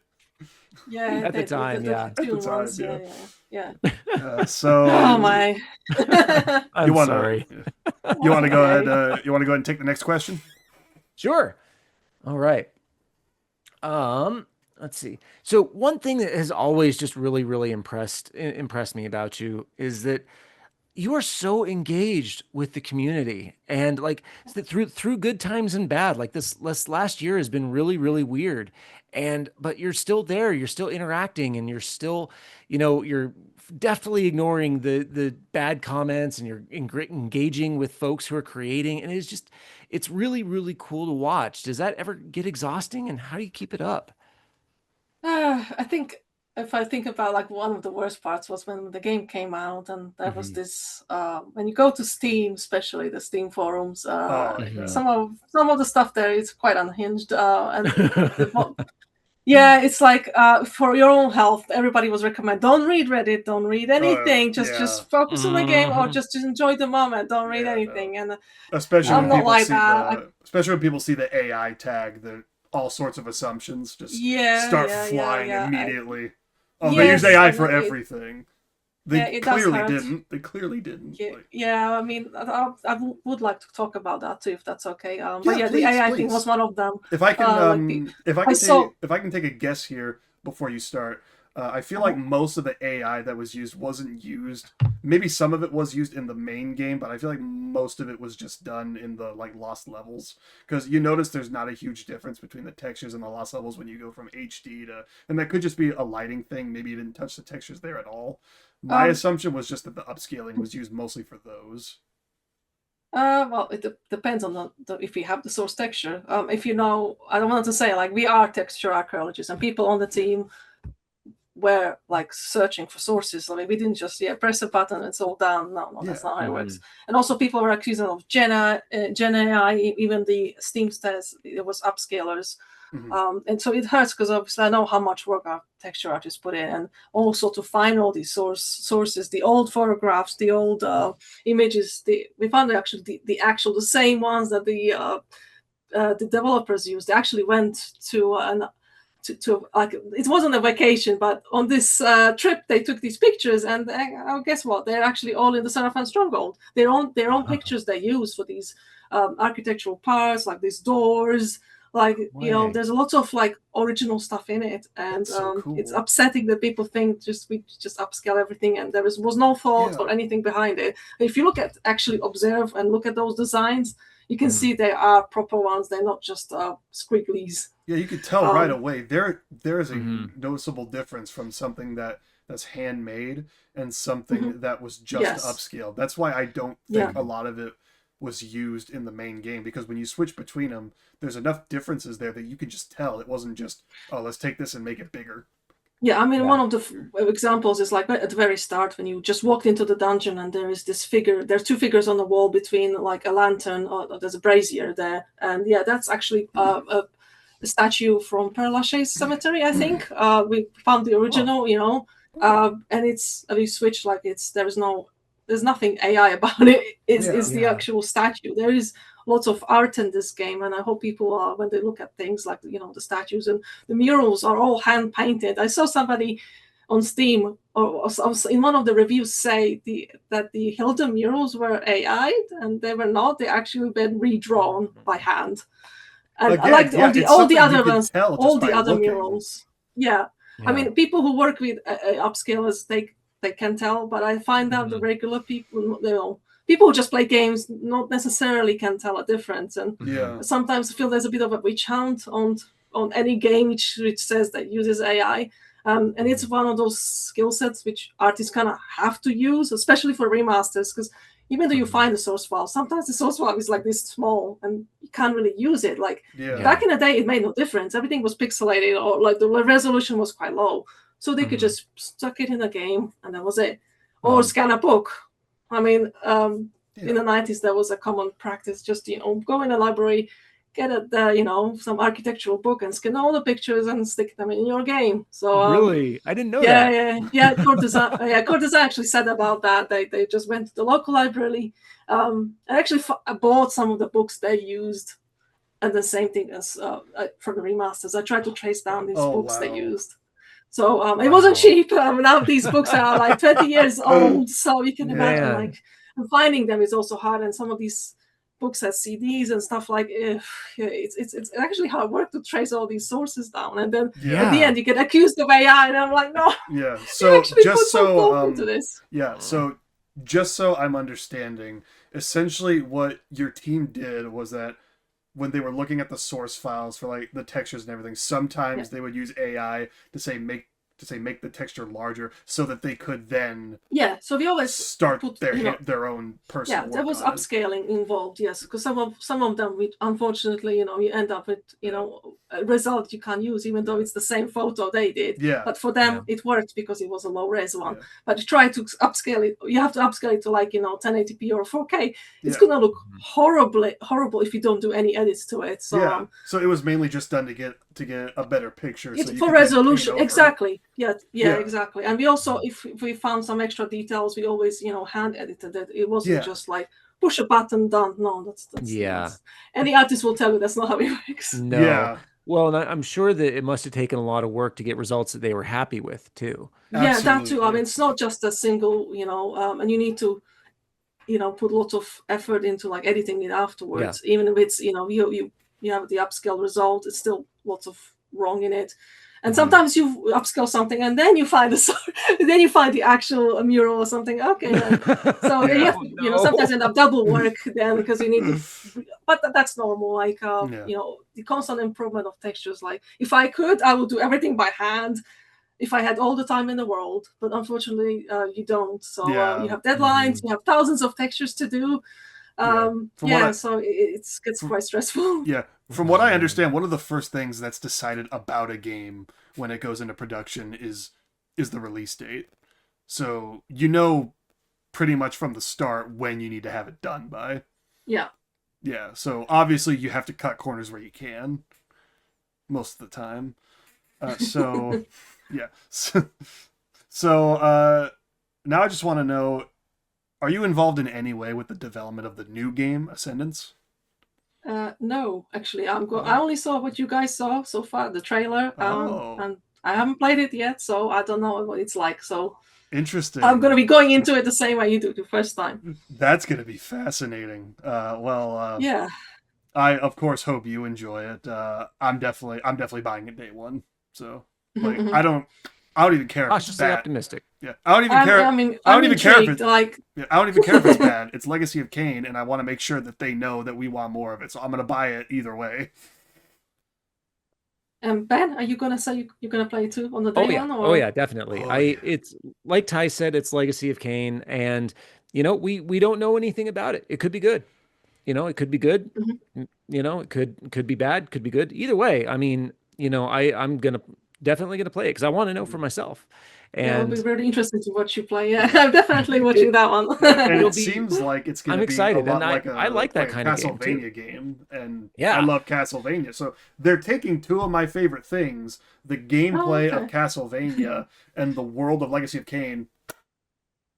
Like, why would I not play that? Yeah, no, it's actually funny because one of the older fan games I've worked on is actually a 2D Castlevania game. Revival, right? Yeah, Revival. Yeah, I worked on that one. So I didn't know about that.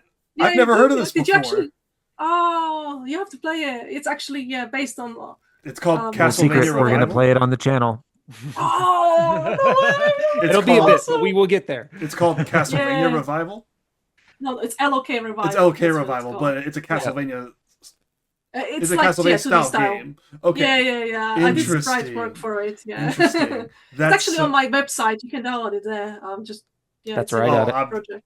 I'm gonna check that out. I do have a gaming channel, so I'll probably do all my gaming on that. It's actually the only there's finished only one video on there LOK fan game to this date. I don't think there's any other fan game who actually was fully finished, not just a demo or something. Wow. Yeah. Kind of crazy to think about, because it is a bit crazy though. Yeah, because the fan base for this game may be comparatively small compared to like other franchises out there, but it's so dedicated that I'm surprised there aren't more fully completed I wish there were fan more. projects. It's hard to do a fan project, and I say that's absolutely there are lots of them unreleased or unfinished. But it was a great experience because I worked on many of these projects over the time. Soul Revenant was one of them, like this ambitious remake of Soul Reaver 1, which we tried. But now I got to do it, remaster form instead, which is great. So and that's got to be like a dream come true, right? You got to tell me like oh yeah. You gotta tell me what was going through your head when you first heard about the Soul Reaver remaster. When I got the message, then I can get this job. I was for 3 days, I couldn't believe it. I was running around the house like, oh my god, I got the job in game dev. Like I couldn't believe it because I had a completely different day job at the time. So and getting your foot in the door is so difficult, without experience, Absolutely. I mean, I was really lucky that I started modding and I had the texture experience by then, and I did a good, in-depth research on Soul Reaver and where each texture was. So if you show me a texture, I can tell you which area it's from. That's crazy. Or where it is. Because I had to assemble these little squares into this giant texture sheet, which Soul Reaver 1 uses, and that was a lot of work went into it when I was doing the mod. So that helped tremendously. That shaved off so many weeks of trying to put this thing together because you can't just work with just single texture. You need to assemble the full picture, and they had these many of these texture sheets which were full of 60 squares, and somebody had to put them together. And who else? Absolutely. Yeah.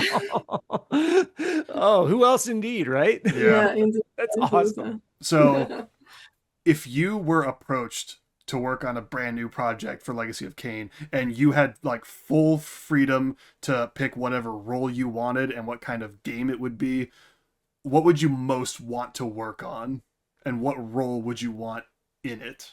Like lead art director? Would you just want to be the main director? And like, what kind of game would you want to work on? I think like if you ask this LOK fan, they're probably gonna say the same thing. Most of them, like they want a continuation. They want to see where it can go. So I think that's what I would like to see as well. You want to complete the story, yeah. Well, you know, it would be nice after 20 years to at least get somewhere and see what Code Kain was doing.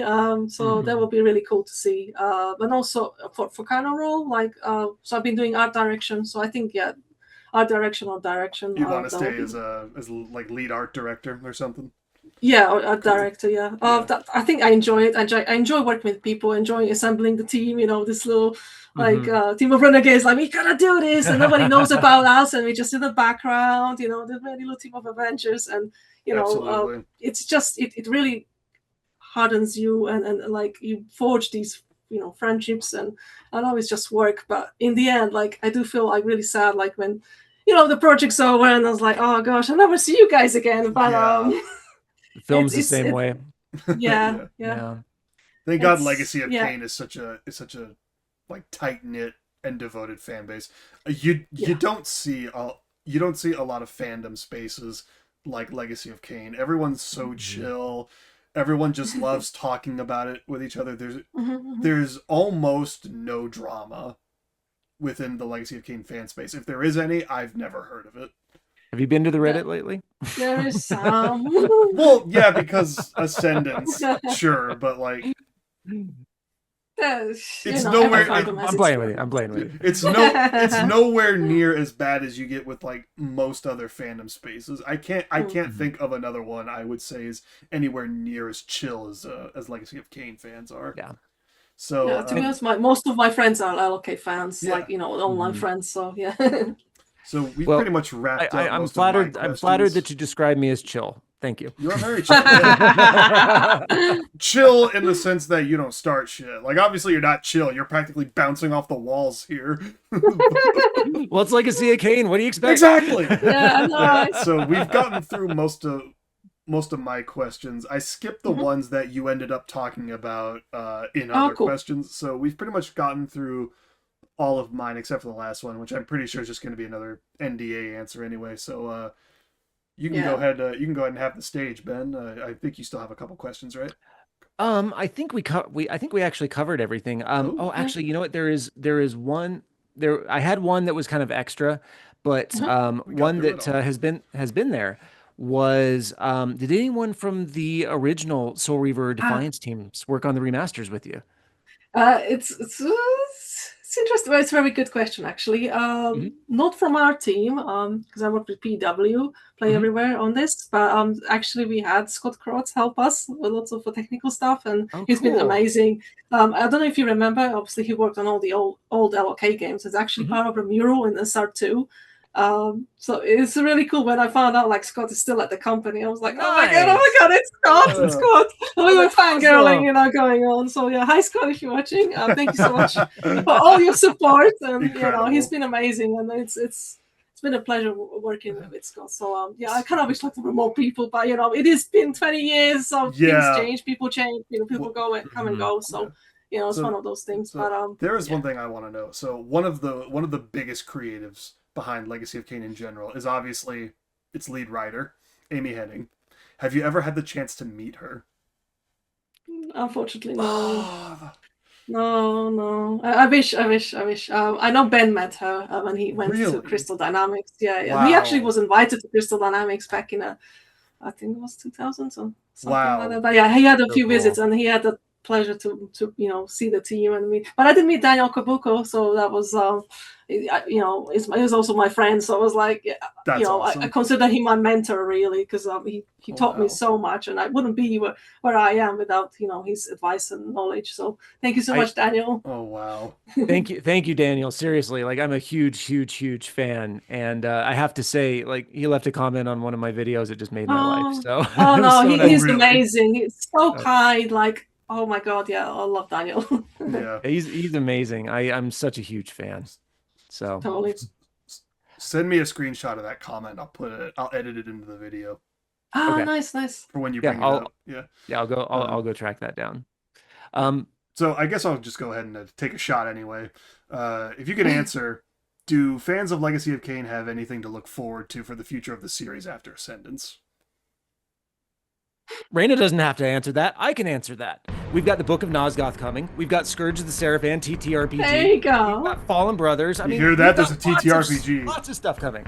Yeah. So Yeah. Legacy of Kain fans, rejoice. 2026 is our year. hell yes. Hell yes. Exactly. It was our So year long as last a year single too. one of us stands, we are Legion. We are Legion.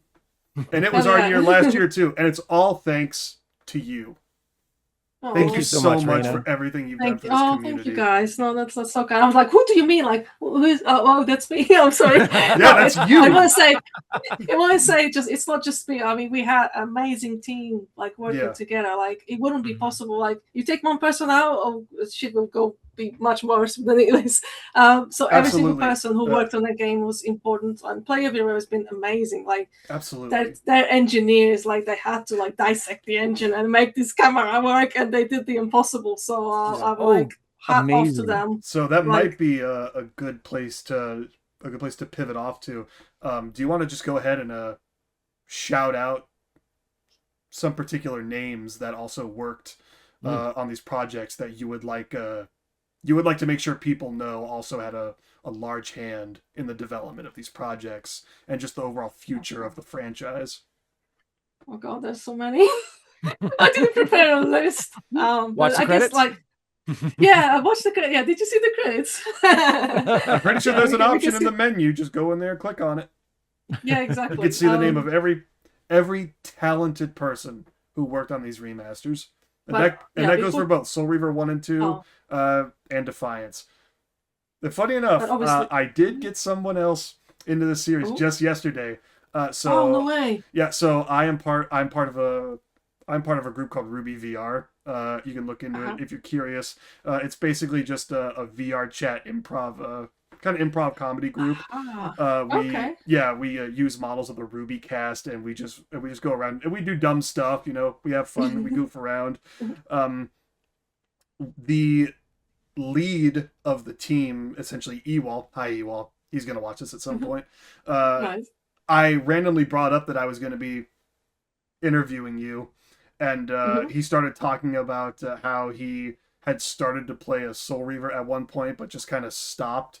And we started talking about it, and then he just ended up going and buying the Soul Reaver 1 and 2 remaster, like No right way. there. Oh, Yeah. that's so cool. Oh, that's wonderful. No, that's great. Thank you for spreading the word of Kain. I will spread the word as much as I can. Well, That's brilliant. I know for a fact that my business partner Destiny is now a fan of the series. My wife Melanie is a fan of the series, and not just because I paid her, but our assistant Serafina is a fan of the series now too. I was about to take a drink, you bastard. So Sorry. you paid them in Defiance Remasters this month, yeah? Oh, of course, yeah. You know, she gets my Steam key. She can have that. If I remember right, they weren't fans at first, right? Like when you That's right. first started, they weren't all that into it. But then, just as it went on, Yeah, exactly. So they're like devoted. yeah, they'd known that I was really into it. It was like that weird vampire game that Ben plays.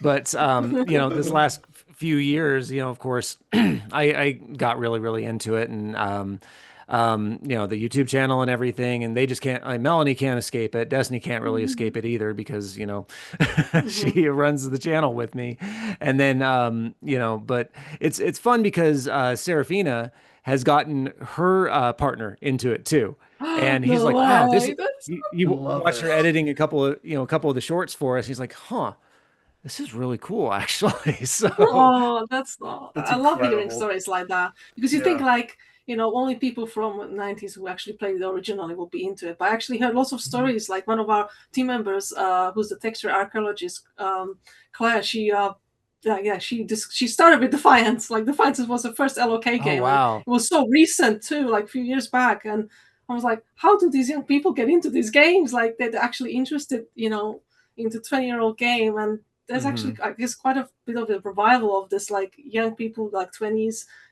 they go back and play, PlayStation 1 and PlayStation 2 games, and I find it really cool because obviously we're a bit older than that, and like, oh my god, like, yeah, that's so cool. For me, it's natural just to I'll pick up Spyro or something or Crash, and it's one of those things I enjoyed as a child, but for them they're playing it as adults, like so something must have drawn them into it.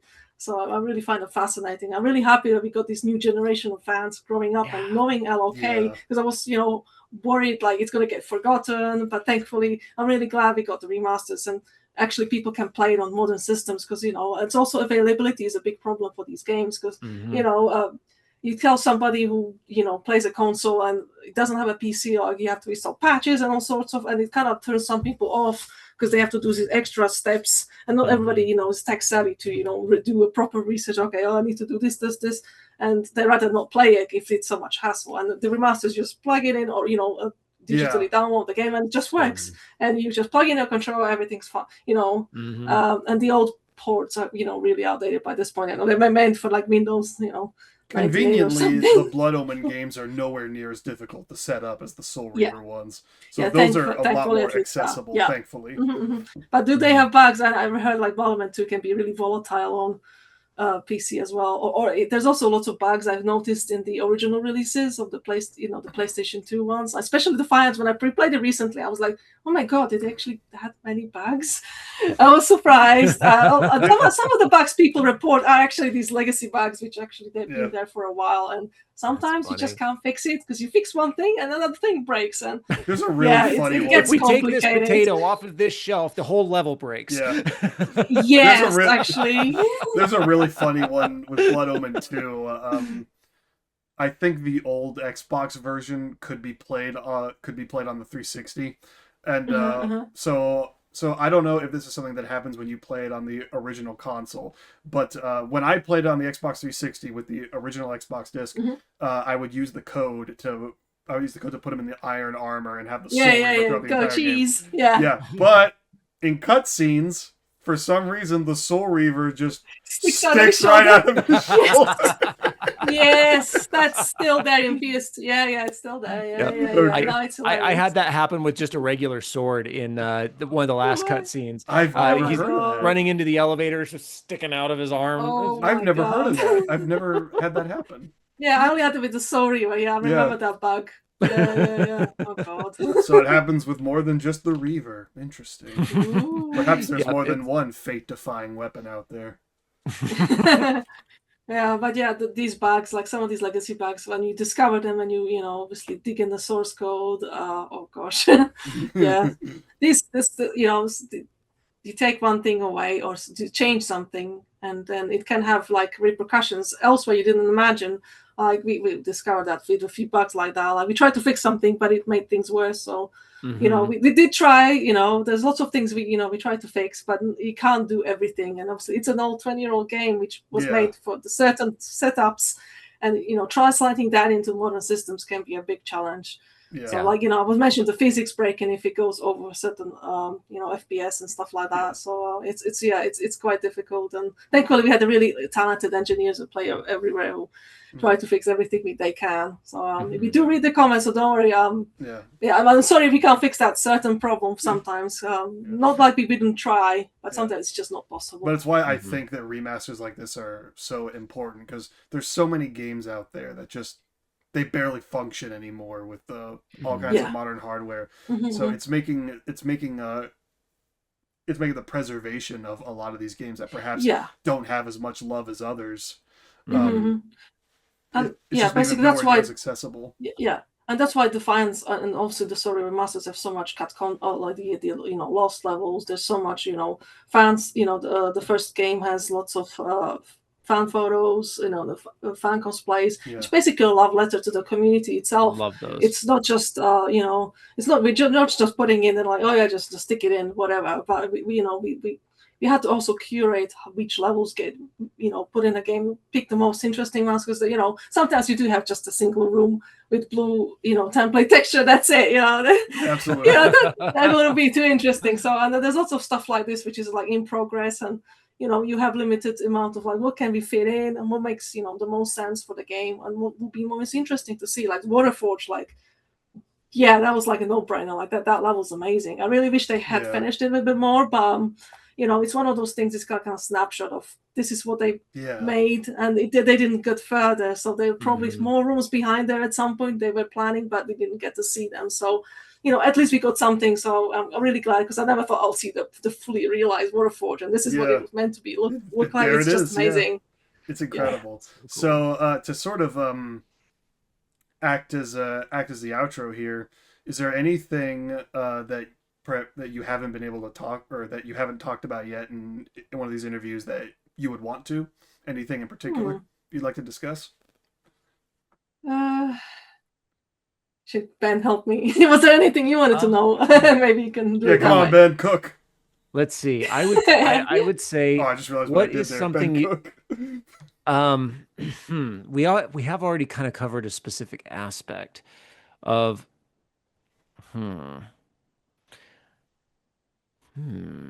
because the only thing I would want to know more about is one thing, maybe specific. I have an idea. Like I don't know if this wasn't talked enough. I think it's one of those things. Like I was so proud of it, and then nobody mentioned it.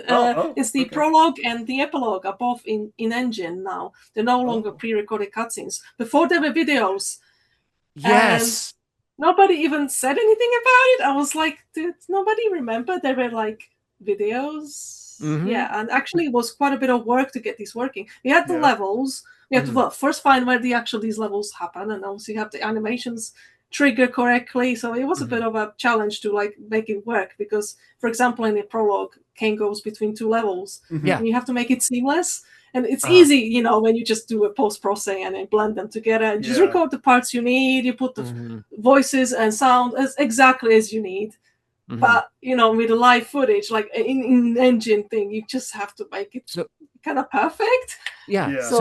So that's why you have a hard cut then after the intro. Okay, that makes sense. That makes so they could just blend it. This is one single video file that plays in the original game. So the thing is seamless. But now it actually loads the level. Like it loads you're already in the level it starts. So that's why I wish it was seamless. But there is a bit of a hard cut there, unfortunately. I'm gonna shout this out a lot more, because I had this thought because I've spent a lot of time with Defiance, the PC version the last year. Yeah. But when I did my my rebuilt intro, I kind of rebuilt the intro the way from the Soul Reaver remasters, and then clips from the series that I thought kind of made it a better. Oh yeah, I saw that. Yes, I remember. Yeah. And one of the toughest things was rebuilding the logo. Because I rebuilt, I put the PNG logo in, but then I also the flares were new, the stars were new, and then I remember spending a lot of time looking at the reference. I'm like, okay, so they're fading in, so this has to be a pre-rendered cutscene, and then the texture pack that I was using, of course, doesn't affect anything pre-rendered. So I'm like, okay, that's a pre-render. I love it, but yeah, and the epilogue is the same. Like now, actually, if you're wearing an outfit, you'll see yourself in that outfit in both the prologue and epilogues. Before obviously, it was pre-recorded, so you could not. And obviously now it scales to your, the old videos were like low res, even if you upscale them, it will look terrible. So I was like, we know the same thing we did for SR1 and 2. All those Chronoplast visions were originally really low res, terrible looking videos. It was fine back then, but these high res monitors, it just didn't hold up. Those are all in engine. I haven't gotten there yet in the remaster. I haven't seen them. Well, anyway. It's actually the gameplay Raziel is transported into one of those levels for momentarily. So when you see it's actually your own Raziel, player Raziel there, and then you transport back. That's cool. It's like a little trick they do, the little teleport you don't notice. So he's looking at the gazes into the void, and he's teleported. That. But that was a video before, and I was like, we're gonna actually we have these levels. Let's make use of them, and we redid them in engine, and it looks so much better. That's awesome. That is so awesome. There was one other thing I wanted to know. I noticed the opening FMVs for Soul Reaver 1 and Soul Reaver 2. They seem to be rendered differently. Yes. Yeah. Can Yeah, of course. So the first one, we have the source files. But we've had the source files for both, but and they both were incomplete. But in terms of SR1, they were slightly less incomplete. So we had the the scene, we had the characters. Some textures were missing, unfortunately, so they had to be recreated, which includes the lieutenants. Okay. Some parts of them. Basically, I had to redo all their faces because they didn't have them. Yeah. They didn't preserve them, but we had the capes and some other parts of their bodies, but not everything. So like, okay, so if we're gonna re-render this, how do we, tackle this? This was only running on the old, I think, Max 2.0, which you cannot find anywhere. We actually, tried to research to the depths of the internet to find these special plugins which only work for this version.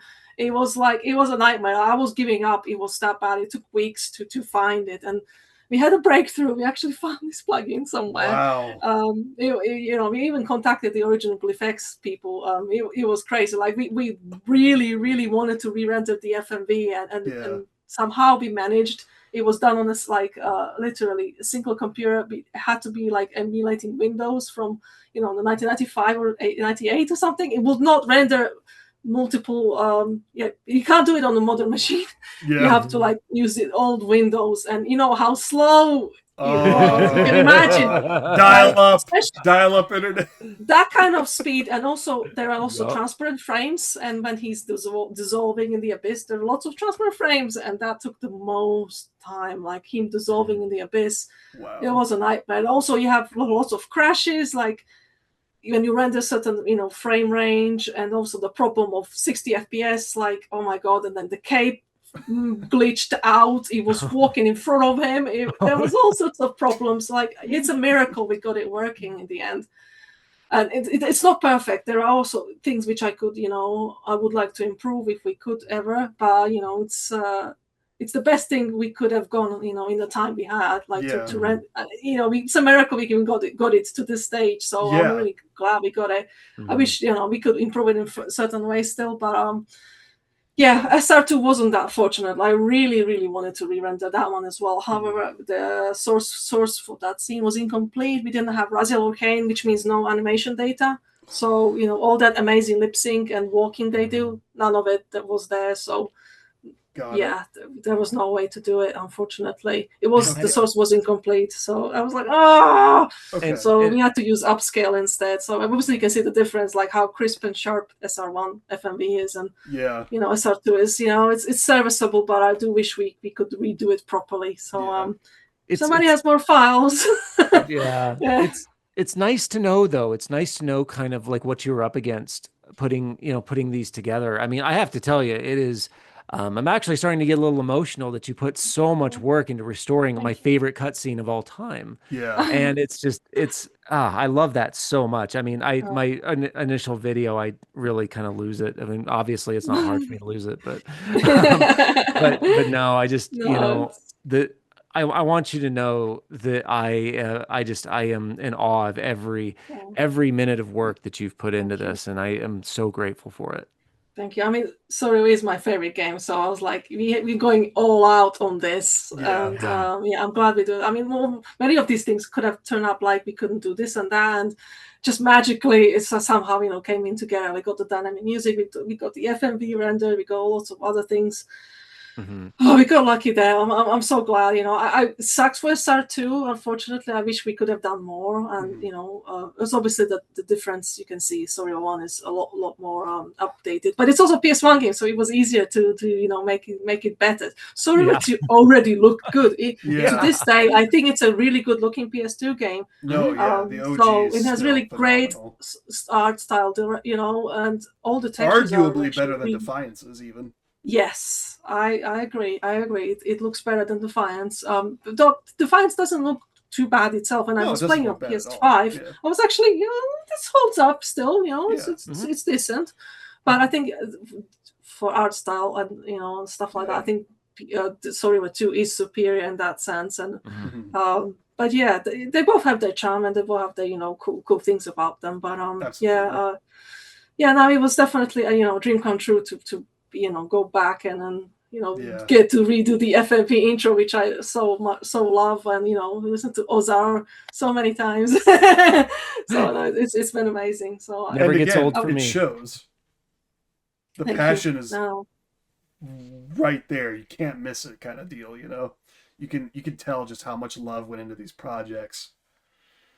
Yeah, and I want to say, like, I'm working on Defiance. Like, Story 1 is already, to me, it's like not a perfect game, but it's like nearly there. Like, to me, it's everything Yeah. I would want from an action adventure. And Mhm. I know it has its flaws, but to me, it's like, yeah, that's my game. And Yeah. Defiance had lots of flaws, a lot more flaws. Like, it wasn't one of my favorites at all. But I must say, after all the work we've done to it, with the camera, and lots of quality of life improvements, the new extra music and stuff being less repetitive. There's also this very small change we've done to the combat, which again I don't see talked about a lot. Is the Reaver charge does not disappear. Like if you charge up the Reaver by fighting, it will not just disappear within a few seconds. Because if you leave it, the original game, you lose it straight away, and that's it. Yeah. But we left it slowly drain. So if you keep the momentum and keep fighting and don't use it for a spell, you actually have extra power, and it's actually more beneficial to keep the charge. It will help. It was one way to help the repetitive battles, because I know there are repetitive battles and you get lots of revenants after another, lots of waves, and if you keep the charge and you keep fighting, it will go through it much quicker. So I hope people do enjoy this change. Yeah. Again, it's not one of the ones which is mentioned a lot, but I think it's subtle enough. It doesn't alter the game's balance too much, but it does help with the repetitiveness slightly. Yeah, no, I accidentally got an achievement yesterday for blinding over 50 people just because I happened to be fighting with the Light Reaver, and I just kept the charge. Yeah, cool. I think I got that one too. Yeah. Awesome. Yeah. So working on Defiance was in a way even better for me, because like there's so many more things to improve. Like it's when you get like this almost flawed gem kind of situation. The game is good, but there are some obvious flaws about it. It's like be the change you want to see. You got to be the catalyst for the changes you wanted to see in that exactly. game. And it was really enjoyable to work on it and improve and see it being improved over time. And now we got the release and everything, and I was like, oh, so happy it's out. And actually I like to play Defiance now. Yeah, and Defiance was always my favorite ever since I first played it.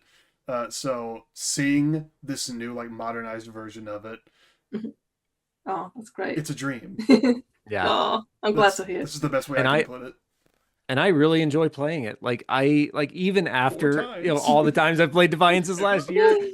My joke, Raina, I don't know if I told you this last time, but Defiance is my 2026 game of the year. Literally, it's the only game I've played this year. Oh my god, that's the only one you can vote for. Yeah, exactly. If it's not. Look, if the Game Awards come around and it's not nominated for something, we're gonna gather the Discord and we're gonna riot. I feel like sucks they paired the remaster and remakes into one, because it's like you get really cool looking remakes, and remasters are obviously not the same level kind of redoing work. It's different. So I wish there was a separate remaster category. Yeah, Jeff, so please. Nice. Jeff, come on. This game needs an award.